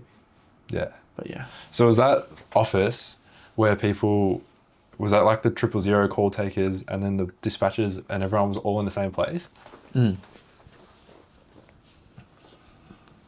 So with Burwood, at least, police are on the second floor with SES and fireys. Ambos have their own floor on the bottom because they got way more staff. Yeah. Because they service the whole state, pretty sure, for the whole complex at Burwood, whereas police only looked after South and East. There's also a station at Ballarat. There's also one at Williams Landing.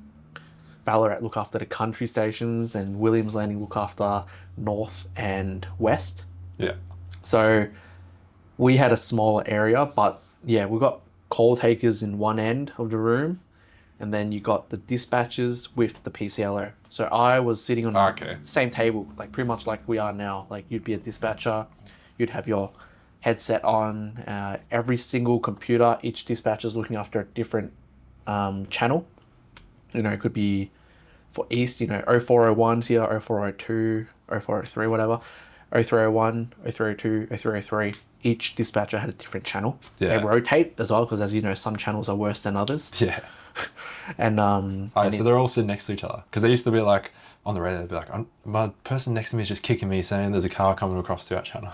so they are, but because there's so many channels, there could be like 15 dispatchers all spread out in quite a big room area, and they can't yell from the other end. So you do a lot of that communicating for them. Yeah. That's pretty much like your communications liaison. You're sharing knowledge. So often you realize that bad communication is the result, is the reason why things aren't going well. Like if everyone knew what needed to be known, most things would probably flow pretty well. Yeah. So you would bridge that gap, whether it's telling neighboring channel, you got a car coming in about 2 minutes, make model thingo, let your patch know, they can have a heads up, something like that, you know, they can be ready for them. They can have, you know, stop stick locations ready. They can have, you know, a plan in place. They're not going to be like, hey, you got a car which is already in your patch. It's probably going to leave your patch in like 3 minutes. And you just got to be ahead and kind of think about how you can assist them, because you're not literally on the floor, but you have access to all the resources. So how you can help them, how you can help the 251 and the members really. Because 251s obviously do their thing for their patch, use their resources how they would. You kind of help them from a bigger scale. Yeah, you don't think of one patch. You think of the patches surrounding it as well. How you can coordinate together to, you know, obviously get the same result that we want. Yeah, that's a pretty interesting job. I didn't even realize until you told me when you went there. I didn't even realize there was coppers in there. Oh, I can say it now. Like, I was kind of gatekeeping when I was in the job. People ask me, so how's D24? Yeah, I try to downplay it a bit. Like, oh yeah, it's alright. It's okay. It's fucking best job. Like, Yeah, and most people don't know about it, which is why. And everyone who goes stays for like a career, unless I think now there's a time and position. yeah, But you everyone gotta go. before would go there and stay there until they retire. And I definitely would have done some time there. Would have been cool. yeah. So and then you came. This was towards when you're starting to think about leaving. when you came back, Not quite. or- I hadn't thought about it then. Like everyone thinks I thought about leaving a long time ago. I thought about it on the day when I went home. You're like, I'm doing it. Yep. Yeah. Yeah, so even though I got to do some time there, which was really cool, the inspector eventually pulled me back because they were pretty short at that point. And it was good though that this inspector I actually ended up working with, and she was really cool. She at least brought me back with the intention of using me not just to like fill your van, because at that point I was still on light duties. Yeah. But she wanted me to come back and be like an asset, if you know, to my capabilities at that point without being operational. So I got put to HQ, which was, I wasn't going to say no to anything, but they saw the aptitude for me being upgraded. Yeah. And there was a position that opened up as a what was it again? Kind of like, what was it? It's kind of slipped my mind. Like an assistant? No. Somewhat. Yeah, kind of like the assistant, like the staff assistant. Yeah.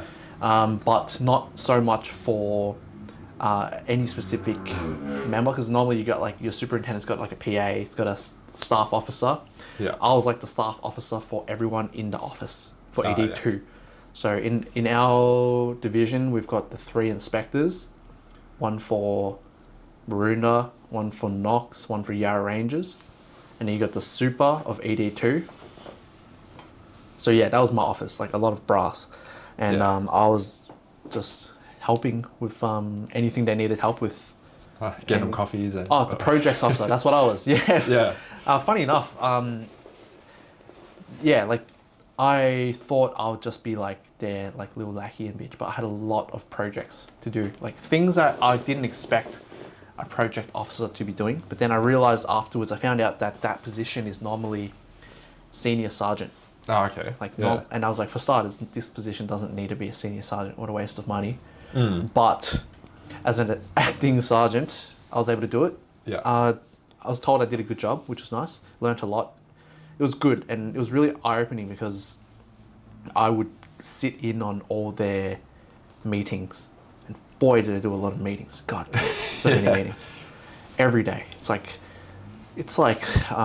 teams meeting after team meeting after in-person meeting. I don't even know what they're talking about in these meetings, but I did a lot of the minutes, took a lot of the notes, and just got to be in there, which was good because it was eye-opening seeing the other side of policing. Yeah.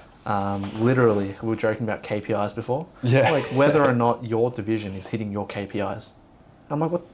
like I was kind of in shock at the start. I was like, what KPIs are you talking about? Like, we haven't hit enough shop steals this month. Like, what? Yeah, What do you mean? We need to tell people to do some more in our patch. Yeah, do some like- more shop steals. Yeah, get less, have less injuries, have less member injuries, please. I'm like, yes, would love to do that, but can't really prevent injuries sometimes. You know, you can get them to do as many e-learnings as you want, Yeah. but they're not going to help you wrestle a crook better who's off their face. You know, it just happens sometimes. You can have the best, well-trained member, you know, who has got a fighting background, you know, they're still going to get hurt. And I Yeah. saw that, you know, when I was up there, had a member who I heard was really capable, massive unit, very well trained, did BJJ. He had his thumb dislocated, you know, just because, and it wasn't even from the crook. It was during the wrestle, just planted wrong and just came out. I'm like, you can't avoid that. Yeah. So I was doing a lot of the numbers, the statistics, and yeah, the other side of policing, I guess you could say. Why, and it was good because I saw why, you know, a lot of the decisions that were made and that we get told to do when we're on the van at uniform level, like when they say, go do ABC, go sit off this bus stop and stay there for like 2 hours or whatever. Yeah. You realize why certain tasks get made up and why they tell you to do certain things, which is good. Yeah, but like- then you also realize the same thing, like a lot of them don't need to be done in the first place. Yeah. Or like, it would be nice to have someone sitting there for 2 hours, but we don't have anyone. Exactly. And then they ask you like, so why did you not do enough PBTs? Oh, because, you know, you had to go to the jobs and stuff. Like, Yeah. they don't, for the most part, they don't think past it. They just ask why it wasn't done, Yeah. rather than seeing that you couldn't do it. There's like a disconnect. There like is. It's like they're like stats driven kind of. Like this problem will be solved if we do this. So let's do this. And then they're like, oh, why is no one listening to me? Yeah, and it all starts from, I'd say it does start from the superintendent's level, but I'd say having a good inspector in your division is what makes or breaks your division, big Yeah. time. Like, we had a good one in the female inspector I was talking about before. I worked with her in my first half, and it kind of became another one towards the second half because I think she was going off to retire. Yeah. She was good, like firm, scary as fuck, like fucking scary as shit, right? So even when she'd be nice and like smile at me and like crack a joke, I'll still like be shitting myself. But she was really good, and you could see that she was personable and thought about the members more than, like, she'd still care about the stats because that's her job, right? To make sure all those things were taken care of, but without sacrificing the members. So I think when she was in charge, it was good. Yeah. And from what I've been told, what I saw, because I was working within my division with members I knew, Yeah. like, you were still downstairs at that point, you know. Yeah. I could see that it was she was doing a good job and how much influence she had. But then the exact same thing can be said about a bad inspector. Yeah. Yeah. And they just absolutely fucking ruin stations and stuff. Yeah. Same thing. But yeah, I did HQ for like 3 or 4 months, which was good, eye-opening. But then I went downstairs to planning, which was also good, but just literally turned members from members, names and stuff to numbers. Yeah. Like, they were, to me, Planning they're- was the roster. Yeah. Bro, rostering, events and everything, like literally members became numbers because I had to make them fit into my spreadsheet. Yeah. And That's the hardest job in the whole organization. oh, it's a Rostering. terrible job, dude. I'll tell you what, it is such a shit job because you become, I like to think I didn't make enough enemies when I was there because I wasn't there for the very long, but Yeah.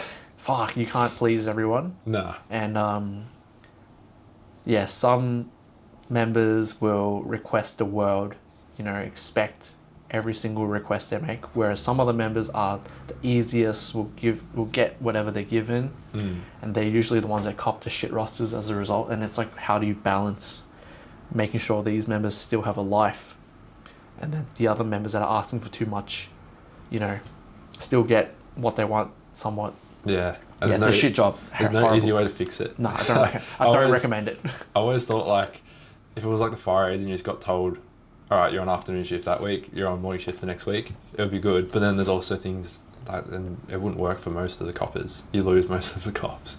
Yeah, I mean, well, requests for certain things. And... I guess you sign up knowing that you're doing shift work and that you might not get your requests, but so many members throw massive tantrums when they don't get their requests, and they ask like why? I'm like, what do you mean why? Like, if you're getting it, it means someone else isn't. Yeah. And just because you put in the request, some kids, some members will start saying like, oh, you know, like, I've got kids, I should have Christmas.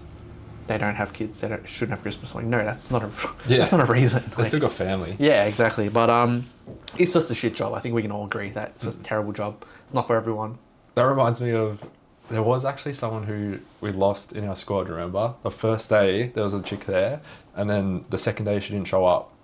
And they sent the van to her house when we were in the academy. This was back in the academy. They sent the van to her house, and they said, why aren't you rocked up at the academy? And she said, oh, I didn't realise that, because they set like the expectation of what the job's going to be like on the first day. And she was like, oh, I didn't realise that we were going to do night shift. Do you remember that? And she didn't was that our squad? Yeah. Or was that sister squad? No, I think it was our squad. And she didn't come back on day 2 because she was like, I didn't realise we were doing... It rings a bell, but I don't exactly remember who it was. Yeah, I don't remember who it was. I just remember. I remember the dude that rocked up with no tie. Oh, on the first day.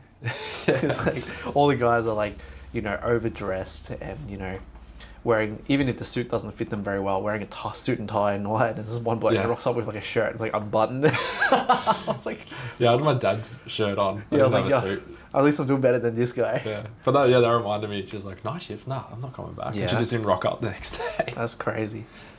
But went to planning, did couple months there. It was good because I was flexible with it. At that point, you know, I think I was just about to cross 7 years. I think I had enough like wits about how to make the job work. Yeah. For you, for me, I should say, and it was flexible in the sense that I was working my own hours, office hours, Monday to Friday, writing the roster, so I could write my own roster. Upgraded, which was good, but it's carried on from from HQ. This is like the other side of policing, seeing why certain things get done, but also in a way that made me kind of hate the job more. I don't hate the job, like, I guess that's the wrong way to say it, but dislike a lot, like certain parts of the job, how members get treated, how they get looked as resources, as numbers, and I was literally the one plugging in those numbers, you know, and trying to make those numbers work, and I just hated that. But it was also good because during that time, I got to do like more things as well, in terms of different events. I just signed myself up to do as an acting sergeant. I went to do different volunteering stuff. I did. I actually worked at where was it? Recruitment for a bit. Went to recruitment events. Or like shows, like the Melbourne show and stuff. Yeah, I did those ones. I did like the actual recruitment events for like high school kids that just graduated. Oh yeah. Like the convention center when they hold like a stall or something. Did a few of those. I did a bit of everything. I did everything that I would have wanted to do during the job. Yeah. So I feel like that's pretty cool. The last year and a half I got to experience a lot, other than actually specializing. You're doing like the side quests. I did so many side quests. Like I didn't ever face the final boss, but I'd say I did enough side quests along the way, which helped me see what the job would be. And I accepted that this job is great. It's good. It's good for most people. And could I have made it work and done a whole career of it? Absolutely. I could have put my head down and done 40 years or whatever, no problem. But at that point, I asked myself, and it was a mixture of getting absolutely pissed right off by not even my boss at the time, just a boss. Yeah. Who kind of threatened me, and I was like, nah, I don't need to take this. I didn't live my life to to be an acting sergeant in Vic Pol. You know, like at that point I was about to get a job as well. Yeah. I was applying for the D24 spots up in Williams Landing. Oh yeah. Which is a whole nother story, but I won't go into that. But yeah, I was about to land a job there, but then I convinced myself, and I knew that even if I had gotten that job, for starters, I would dread the hour to hour and a half drive each way every day, but also that it wouldn't have made a difference with how I felt, what I knew now. Yeah. I could have probably lasted a few more years, you know, go somewhere new, experience being new again, which, as you know, whenever you go to a new unit, getting that feeling of being the newest in the room and having that learning environment again is always good, helps to keep you distracted. But the reality was I knew it would lead to the same thing and how I felt. Yeah. So a mixture of that, coming to that realization, and also getting massively pissed off this 1 week by all the bosses. I went home one day and then I was just like, I'm going to quit to my girlfriend. I was like, I'm going to quit. And she's like, okay. Yeah, which is just like, oh, whatever. It's not brand new news, you know, like we've spoke about how, you know, this could possibly be a lifelong career if I end up specializing somewhere, finding my niche or whatnot. Or it could be just a stepping stone. I might do something else. And it was literally a week or two before that I started doing the fitness stuff. Yeah. That's how it started. So I had no plans. To anyone that thinks I planned this from a long time ago, a week before that week that I left, one of my close mates, like all in a job, from Bosnia, asked me to, because I started posting a lot more of my fitness stuff because I was still towards the end of my Achilles rehab. Yeah. And I started posting my videos, progress and stuff on my Instagram. And then quite a lot of people started messaging me saying, oh, dude, you're getting quite fit, quite strong and stuff like that, ask me questions and stuff. Yeah. And I was always happy to help, give tips and whatnot. And then some of my closer mates asked me, hey, would you write me a program? I was like, yeah. I write programs all the time. Like I write them for myself, wrote them for myself for years, wrote one for my brother, wrote them for friends and stuff. So I wrote them one and they did it for a while and they did it for a week or two and they said, this program is really good. He was like, and I'm not new to programming. He's like, I've purchased expensive programs in the past and I would have paid you for this. Yeah. And that like light bulb moment. Yeah, like, oh my God. I was like, you would have paid me for this? Yeah. I was like, I can get money for this? And that's how it started. Like the moment he said that, literally, I was like, I could get paid to do this. And then that was around when I caught up with you. I caught up with you like 1 or 2 weeks before that. Yeah, because we caught up and I was saying like how I was going to quit and I was doing this business and stuff and you were like, oh yeah, that's interesting. I'll think about that. And then like 2 weeks later, you're like, I quit. And I was like, whoa, I didn't just make you like quit. I beat you to it. I was like, yeah. So I will say that. I was like messing around. I lasted a couple months more. And then you're like, oh yeah. Nah, that catch up heavily influenced me leaving. So hearing that you were doing well and that you had a plan and that there is life outside of the job was enough for me to, because it's the first time actually that I spoke to someone that left the job or that was going to leave the job. You know, like you were, at that point you were like, I'm going to leave. I'm not coming back 100%. Yeah, I only ever met one person who went off to do something and quit.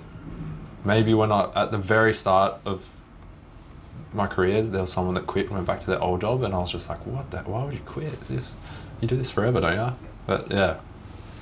So it was that time we caught up at the, where was it again? Just at the Knox. The Urban Brewing Co. Yeah. Good spot. But yeah, as we were having a drink, that chat was definitely very insightful and meaningful. It was the first time it was like a seed that was planted in my head that you can leave. It was weird, you know. Everyone always talks about quitting, right? You know, you go to work and then something shit happens. You're like, fuck this shit, it's bullshit. I'm gonna quit. But no one does it. You know, no one really quits. It's not very often you see someone quit either. But yeah, after that time when I realized that you were going, I was like, you've done cert, you've come back to Knox, you could do anything you want. Like you've always been a sponge, and I was like, you're willingly leaving. I was like, why would you do that? and then obviously chatting with you, it was, you know, a mixture of you prioritizing yourself, trying to build a life that you wanted under your own terms, be your own boss, run your own schedule. And all those things resonated with me, especially at that point, you know, like after being pissed off by bosses, Yeah. I was like, hang on, can't get pissed off by a boss if I don't have one. So the thought of being my own boss sounded really cool. But, you know, I didn't come from a business background other than doing a little bit of a business degree, which didn't help me at all. But I did know that from doing a little bit of research, as long as you have the passion and you have the drive, like most of the time you're just learning along the way. Yeah. So hearing that you were doing that, you know, you were studying what you're doing now as you were going. So I was like, well, I can do the same. So It's like a completely different world, because when you're a cop, you don't even sort of dabble in it, because you have to get an ABN, you have to get approval, and then to work at another job, you have to get approval, all this stuff. So you don't even worry about it. But when you start doing it, you're like, oh my God, someone just paid me that much money to do this. Like, why am I working still? But that's what I will say. Like when you work for someone, you'll always be limited by your salary. You know, sure, you can do overtime, you can get paid extra rate, you can pick up shifts and stuff. But it's kind of like a one-to-one thing. I'll work this much, I'll get paid this much type of thing. And sure, you get promotion, your salary will go up if you get, you land a job or something. But as you know, like unless you're one of those super high ranks, you're probably never going to be like super well off type of thing. yeah. You get paid well as a cop, don't get me wrong. A job where you don't need any degree, where you don't need to have any specialist skills, you get paid very well. But that's what really annoys me lately is so many people, not annoy me, but so many people think that they have no skills. Yeah. And it's definitely not the case. Like I listened to one of the latest Zero Limits podcasts where one of the members was, I think it was water police. Yeah. And now he's, you know, really successful outside of the police. Yeah, I think I listened to that one. Yeah, too. he spoke it, he says it really well, like much better, much more well-spoken than my dyslexic self. But yeah, people just don't realize that there is a life outside the police. I mean, we know it now, but I can understand it's scary because it's a huge jump. You know, you're not just losing a job, you're losing like an identity that you've had no matter how long you've been in. And I can get that scary, but people need to realize that there is a life outside if they want to. Yeah. For some people, it can be the best job ever. It could be you for your whole life, and that's great. If it works for you, doesn't affect you in any negative way, power to you. But for the people that know that it might not be the job for them, and it doesn't have to be, you know, it's not for everyone. Yeah. Just like I would never be an accountant, you know? Yeah. I could have done cert forever, I reckon, but I was also like, I want to try this. I want to try all these different things. Yeah. But transferable skills, before we started recording, I was like, this is a transferable skill. I literally got taught how to interview people in the police, and now we're doing this sort of, it's not really an interview, a talk, and then there's also like sales with clients, like we did negotiation all through the police. There's managing my workload, managing my roster, but managing like when I'm going to be working, what I'm working on today, prioritization, all of that sort of stuff. And even like a sergeant, to manage a team of people like you are in the police, if you're a sergeant, like 6 or 7 people usually they're managing, that's like people are making like 300 grand a year managing that many people. But yeah, there's heaps of skills that are transferable that you don't even think about. So many. I think the main one, which probably most people will be able to agree on, is communication. And I still don't think I'm well spoken by any means. But before I joined, I couldn't probably string together like 2 sentences together without like stuttering.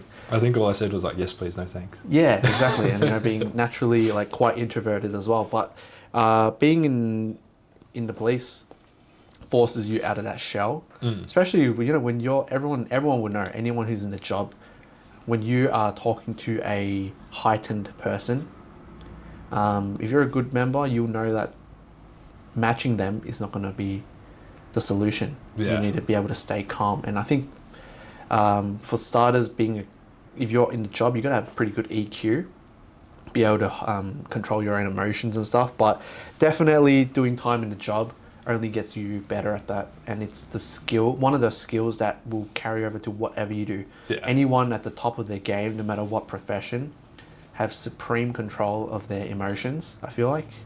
They're never too high, they're never too low. They always seem like they're in control. And those are the people that are, the people you look at as leaders that are powerful, that are role models. And that's definitely a skill that I think I learned from the job.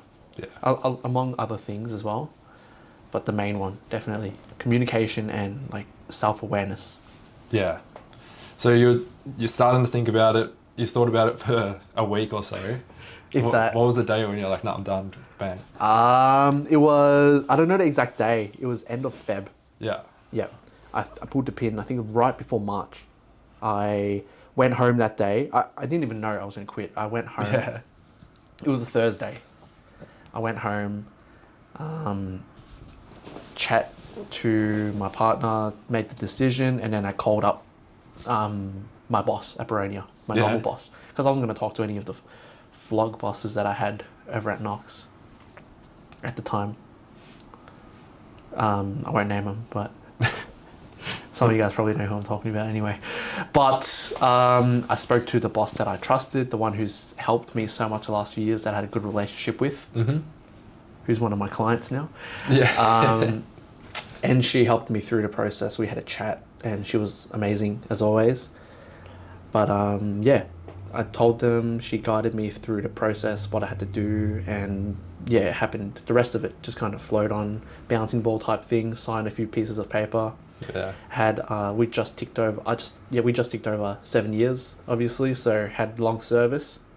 Was able to take all my long service and remaining rec leave, which gave me like quite a few weeks off.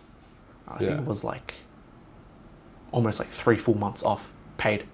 So I challenged myself to see how much I could build this business in 3 months, because knowing I was being paid, I had still had a wage. Okay, there was less pressure, but the pressure didn't really go at the same time. Like the end result was coming anyway. I was going to be resigned. Yeah. How much can I build this in 3 months before I stop getting a paycheck from VicPol, to the point, hopefully, that this business can support me, put food on the table and pay the bills and stuff. So that 3 months I started building, and fortunately, by the time I was officially resigned in May 17th, I think it was 17th of May. Yeah. It was at a good point. It was at a decent point, and I've just been building, like continuing to build since then. Yeah, so you didn't go, just have a little holiday and then get started. You got straight into it. Yeah, everyone's always asking me like, oh, how did you do it? You must have thought about this so much beforehand. I was like, I didn't. And I don't recommend this. I credit my success as a mixture of luck. Obviously, having the courage to do it was the hardest part. A lot of people wouldn't ever shoot that shot, and I guess if you don't do that, you'll never score. So me taking the first step and doing it was the hardest part, but then the mixture of the people I knew, I credit luck as well. There's always luck involved. My genuine passion, which is what my business is now, fitness, as a fitness coach, which helped, because it still to this day doesn't feel like work for me. Whenever I'm writing someone's program, checking in with someone, I think I'm so lucky. Like, I can't believe I'm getting paid for this. Like, I was doing this for free. Yeah, it's for fun. I love this. It's so much fun. I love it so much because I get to learn so much about fitness every time.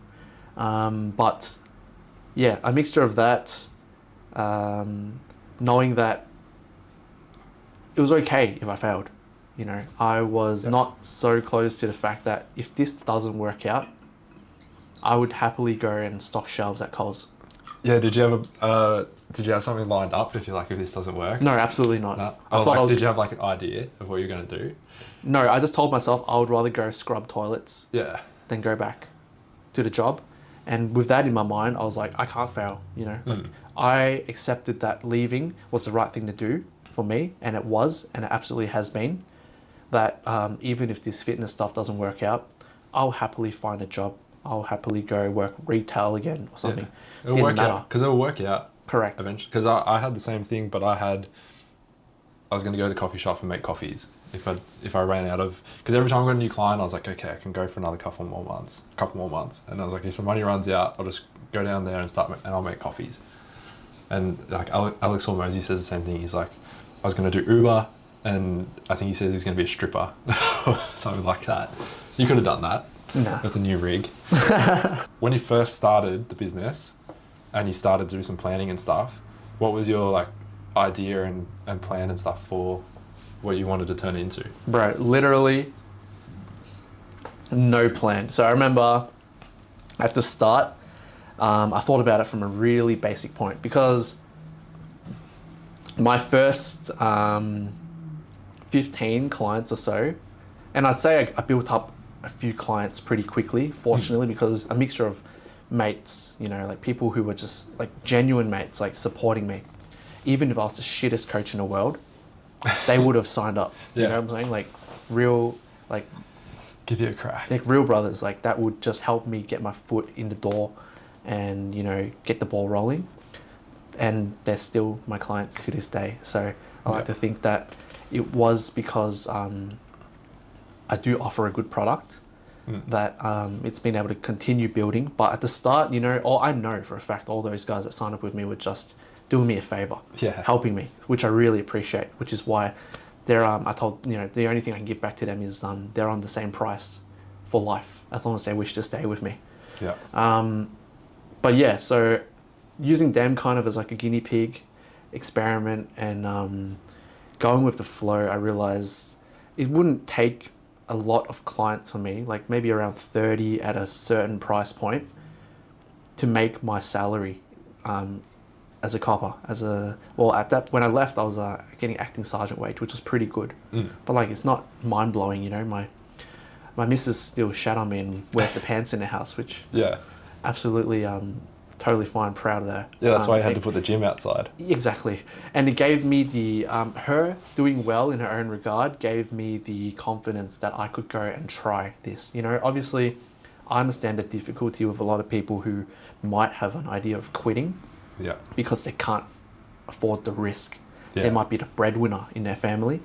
The missus might not be working, or the husband might not be working. They might have kids. They might have big obligations. I get that. It can be a lot harder.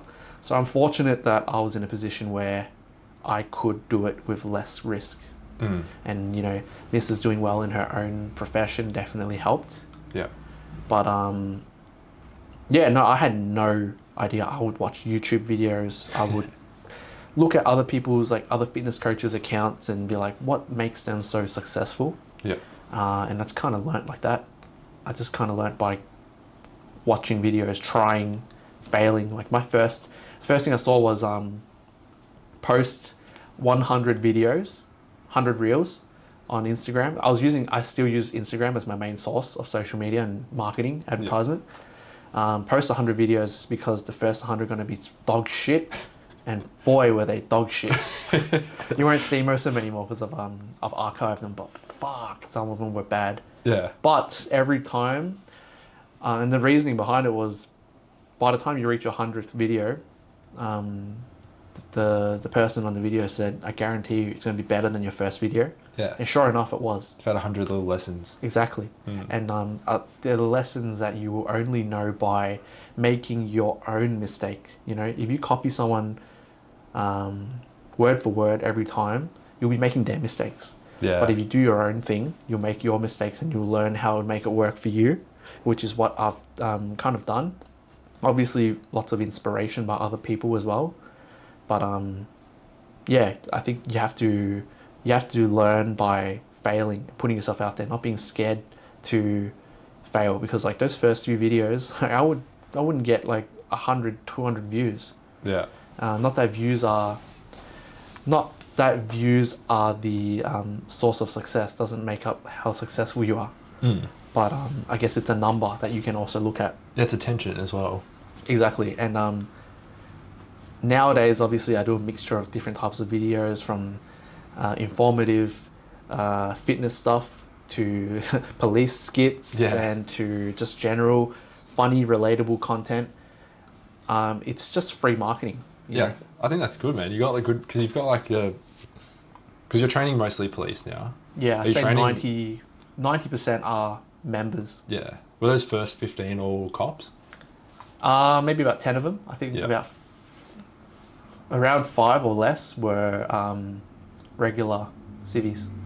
Yeah, because I think cops watch cop stuff all the time. Like all the Instagrams is full of cop stuff. So I think your cop skits are like bringing people in, and then when you put that informational stuff out, they're like, oh, this guy knows what he's talking about. I think that's what you've done really well. But was there any, I remember one video blowing up, was there any one video when everything went crazy, or was it like slowly just built up? Yeah, so the very first police video I did, which was the one that I have a voiceover talking about how I left the job after 7 years, and then had a few different clips about being in the job. That one is what kicked it all off. So I went from, I was on like 400 followers at that point, all of them friends, mutuals. And then that video brought me to my first 1,000, and it kept going, like 2,000. And then obviously from that point on, that video, I started openly posting police related content, because as you know, when you're in the job, you can't post that you're a cop. Yeah. You can't post anything police related. I didn't even have social media. Yeah, exactly. For the most part, I wasn't really on social media either. So this was all very new to me. And like you said, all those police accounts, I wasn't even following them. I didn't even know it existed. Yeah, because after that one went crazy, I remember I'd be scrolling and it's like, this person's talking about how they left the police system. Yeah. Like everyone just seen that and they're like, oh, I'll try that. That's the thing. Like a lot of people, a lot of those videos that you saw, like a lot of them were talking to me saying, oh, I saw your video, so I decided to post my own, which is cool. And that's when I realized, like, it's so many, for the most part, I'd say I've gotten way more love and, way more love from people. Yeah. Especially from, I speak specifically about those who are still in the job, than hate. But naturally, you're going to have haters as well. And I do get hate. Yeah. But you also realize those who are hating on you don't really have much to hate on. Like, they don't have much to base their hate on. Like, they're just hating because they're hating, whether it's because they're, I don't know, frustrated with their own situation, that they can't do it themselves. They know that they should quit or something, or they can't bring themselves to do it, or they're jealous, or they genuinely just think like my videos are stupid, which for the most part they're not wrong sometimes. But I think I saw a comment one time. It was like, why would police need to be fit or something? It was like, what are you talking about? I think I know which one you're talking about, and I think I knew that member as well. And was that cop? I could tell him exactly why you need to be fit, but I'm not really. Yeah. I try not to reply to people, especially haters. Yeah, like it's not good for you. You're not worth the time, for starters, and it doesn't help anyone. You obviously have your views already. I'm not here to try and convince you otherwise. If you don't like it, just don't follow me, block it, or whatever. But I don't get why some of them, a lot of the haters, they follow me. I'm like, I'm so confused. Like, you willingly want to see my stuff that pisses you off, and then they're also the same type of member that can't bite their tongue. And they have to give their 2 cents. I'm like, I feel like I know what type of members they are anyway, so I don't feel like I need to say anything. I'm sure they have a lot of friends at work anyway. Yeah, yeah, just the gossip people in the van all the time. So you started generating all this attention. How are you turning those people into customers? So I will say a lot of it still happened organically. Yeah. The first few, I'd say the first 30, I did put more effort in terms of like onboarding calls, chatting with them about what I offer. You know, at that point I had no backing. You know, no one could say, oh, he's an amazing coach, he's given me A, B, C, D results. Like, no one's been training with me for long enough to know that. But and you know, I don't really have the credentials in terms of like, oh, I came from CERT, I came from SOG, K9. Like, I haven't done any of those things. Yeah. The only I guess marketing tool I had was one. Fortunately, I've always kept up with my own fitness. I genuinely love it. So like for me, fitness is like life. Yeah. And I do think my fitness goal, everyone always asks me what my fitness goal is, to always be the fittest that I can be. Fitter than I was previously. That's my goal, to always be the fittest. So living by that rule. That's a hard goal now, man. Yeah, no. The way you look now. Exactly. But like, I just got to keep working hard and I'll be better than I was in some way, shape or form. And that's how I look at it. Like, it's like a never ending challenge. Like everyone, like your body is your ultimate investment. Yeah. You know, everyone's always, you know, buying nice watches, buying nice cars and stuff. The only thing you can't buy is good health and a body that reflects that, I think. It is the one investment that only time and effort can bring you. And steroids, if you have the money for them. Yeah, and steroids and Ozempic. Yeah. But even then, I think if you don't train and you take those things, you won't have the same results. Yeah, just be floppy, skinny. Exactly. Were you doing just 1-to-1 stuff then when you're doing these? Yeah. So started Frontline Fit yet? Nah. So 1-to-1's how it started, and then I went on a planned trip with the missus to China in May, right after officially resigning. So after May 17th. Yeah. When I officially resigned, posted that video, which really blew my account up in regards to letting my account be known to all members in the job, all around the country actually. Yeah. And then a lot of people naturally flooded DMs asking me they were interested. I think the biggest marketing tool was the fact that I'm somewhat fit. Yeah. And they can see that, clearly he knows what he's doing. And very fortunate in terms of the networking part is where I can say I have a lot of friends at CERT, I have friends at SOG, I have friends at K9, all these units where, although I've never been to, they are at. Yeah, and you're training them. Yeah, without having without taking any of their credentials, my credentials are being able to train people that are there. You know, I don't necessarily say I was there myself, but I know how to train people that are there. I know what level they are. And through training them for a few months, I've been able to understand what it takes to get there in terms of the physical part, at least. Yeah. So I think my credentials come from that, like having the right people around me. So that was just a mixture of where I talk about luck, networking, just being, I like to think, not a shit bloke the last 7 years. So I never really made any enemies in the job, except bosses. The network always gets bigger than you thought, because my old man joined recently and he works way out east. Like, I'd never been out there. And he talks to people and they go, "Oh, Tom Wilson, yeah, I know that. Yeah, he's a good bloke." Like, people never talk, even man. seen before. 100%. And like, I would say nowadays, I know more cops, 100%, I know more members in the job than I ever would have in my probably entire career in the job. I have members on my books from country, you know, every specialist unit you can think of except water police and search and rescue. I've members, clients from every unit, you know, K9, pad dogs, GDs, air wing, cert SOG.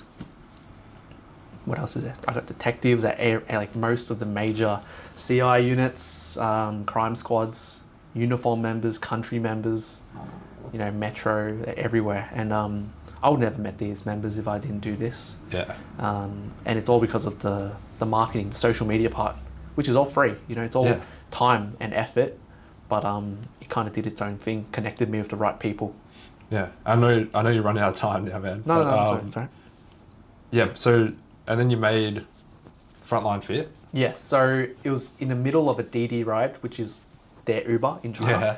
I was in the middle of a ride with a partner, and I was just brainstorming. I was just thinking and then writing on my notes, and I'm like, imagine a group where, because a lot of people are a bit hesitant about one-to-one coaching. It's quite intimidating, especially if they've never had a coach before. And I understand, because I never signed up for a coach in my own time. I would buy programs, one-off programs and stuff. But I was like, a group seems to be less intimidating. And the main reason for a group is to get that group environment, the camaraderie, like a leaderboard so you can see how other people are doing, not as any other reason other than to motivate, to, you know, hopefully give them more discipline. And so I created that group with that intention. And I was like, it would be really cool if I can get like 4 members in here, because it takes me about, you know, the same amount of time to do the program for Frontline Fit. So if I have 4 people, it'll kind of make it worth it. And then it just quickly grew. Yeah, now you got what, 110 or something? 110, 115. And these are a mixture of mainly members, like I'd say 90% members. There's also non-members, people who are trying out for the police, who are in the academy, but all over the country. You know, literally got mainly in Australia, members in Australia, but I've got people in America, Asia, Guam, Europe, all types of coppers and first responders on Frontline Fit, which is really cool. Yeah, and if someone wants to check it out, like what's the type of training that you're doing in there? Functional, man. Like, depending on the block, you always have different focus, but my goal when someone asks me like what your training style is, it's just to make people well-rounded. You know, what I mean by that is, can you sprint when you need to sprint? Can you jump when you need to jump? Can you push pretty heavy for your body weight? You know, can you do a pull-up? Do you have full mobility? Can you squat down without breaking your knees? Like, just being able to do anything. I think that's the most complete and well-rounded athlete and person is the one that can do whatever is asked of them at any point. They don't need to get ready. They don't need to be like, oh, give me like 10 weeks to train for it. No, if you ask me right now to run a 10K, to run a 21K, like to run a full marathon, I'd run it. I wouldn't run very fast, but I would be able to run it because I know my body's capable of doing what you tell me to do. That's what I'm trying to get people to do, because I think a copper, at its heart, first responder really, and even a person who wants to be ready for anything, is someone who can handle anything at any point, because as you know, the job is so grey and so unexpected. Anything can happen at any point. So you got to train for that.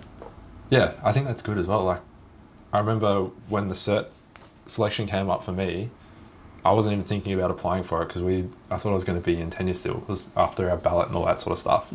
But it was lucky that I was fit already, because my mates were like, hey, we're applying for this. And I was like, oh, well, I can apply for that too. And like, I didn't have to do like a Rocky Balboa training montage before it or anything, because I was already fit from just staying fit. So exactly. It's good you can just take I always say to people, when you are always ready, you'll have more opportunities. Yeah, you know, like definitely. Now I think they're just really, now that you know, I guess it's kind of one of my focuses. People were like, oh, the next cert appraisal is in March, which is what, 4 months away. You know, 4 months is enough to train if you have a good foundation of fitness. Plenty. You know, you could be an absolute animal in 4 months, but if you're starting from nothing, 4 months might just get you, you know, you might have just passed the run if you start. You might not even. So that's what I mean by, like, you don't have to be like, you know, to the nth degree, you could be permanently up here, your fitness. You could be absolute demon. But if you're always got a good baseline, it won't take you as long to get somewhere if opportunities come up. And people who miss opportunities are ones that aren't ready. Yeah. Yeah. The app and stuff, it's set up sick. I did the trial and stuff in it. There's a chat, everyone can talk together. It's got all your workouts in there every day. There's a free trial as well. So I'll put all the links and stuff in the show if anyone's interested. Appreciate you. Another cool thing I want to just quickly talk about before we're finished, the Zero Limits podcast you went on was sick. Oh, thanks. I remember listening to him 7 years ago when I was just starting in the police, and I was thinking about applying for like cert or SOG or whatever. And then I was like, holy shit, Mike's on this one. What was that like? I mean, pretty... getting invited to something like that. I mean, like, huge honour to be invited. Yeah. I still think it's pretty undeserving. Like, look at all the rest of the guests on his show. Like, they're all like heroes and literally people I would look up to and have done some amazing things. And meanwhile, I've just done 7 years as a GD cop who's really specialised in nothing and done done a lot of different things, but, you know, not really a master of any. So But it was not an opportunity I would ever say no to, obviously. And very lucky to have done it. Met Matt as well, who's amazing. And it's opened a lot of doors as well. Like, you know, people that I've met after that, the connections and networking for, you know, first responder fitness, military fitness, and all that kind of thing, which is what I do now. So Did you get like any direct leads out of that, or like big sales numbers or anything? Or I'd say not particularly. Like it's just been climbing steadily. Like it's to a point now where I've capped it, because working by myself, being the only person in the business doing this, any more I take it's not so much the time that's the issue, which time is an issue because it's limited, but quality would drop. And I don't ever want to sacrifice quality. Like I didn't start this to be filthy rich. That's never been the goal. The goal was to buy back time, to be free, which I'm getting right now. You know, I work like, I'm having to work more now, but I was working like 2-3 days a week, spread across, sometimes doing a little bit every day. But that's definitely a goal I can expand, but I do think in the near future, I'll have to hire some people to assist with that, which is cool, because awesome. I never thought, you know, I'd be in a position to hire someone. But I think when you work for yourself, like we were talking before, like the world's your oyster. Like how big do you want to build it? You can just do whatever you want. Exactly. And I don't say this to brag, but like in a very short amount of time, I'll be doubling my salary in the police, just to show people that it's possible, you know, in case they're scared that, you know, there's nothing out there for them. Yeah. I'm no brain, but just by sticking with something that I truly love, that it doesn't feel like a job for me, that I'm passionate about, makes the difference. If you're going to work every day and feeling like Groundhog Day and you hate your life, that's probably a sign that maybe you should be looking somewhere outside the job, potentially. Just explore your options, because they are there. Yeah. All right. So actually, last question then. I'll have to get you on another time because there's heaps more stuff that we can talk about. What do you see, you're talking about like scaling up and hiring people and stuff. What do you see the future of U-Perform and Frontline Fit and stuff being? U-Perform will be the #1 first responder training program in Australia. Yeah. I'll go up on a whim and say that. Like, yeah. I've got members in every single state in Australia except Tasmania. Unless I'm wrong, someone might be able to correct me on that. They might be on Frontline Fit, but I've got one-to-one clients in every police force in Australia, overseas, and it's really only been 6 months, proper 6 months since I've done this. So I feel like my passion is resonating with people, and my passion and drive is helping this grow at the rate that it's been growing, and I don't plan on stopping, but I know that I can't do it by myself, so maybe in the near future it'll be time to expand. Yeah, sick.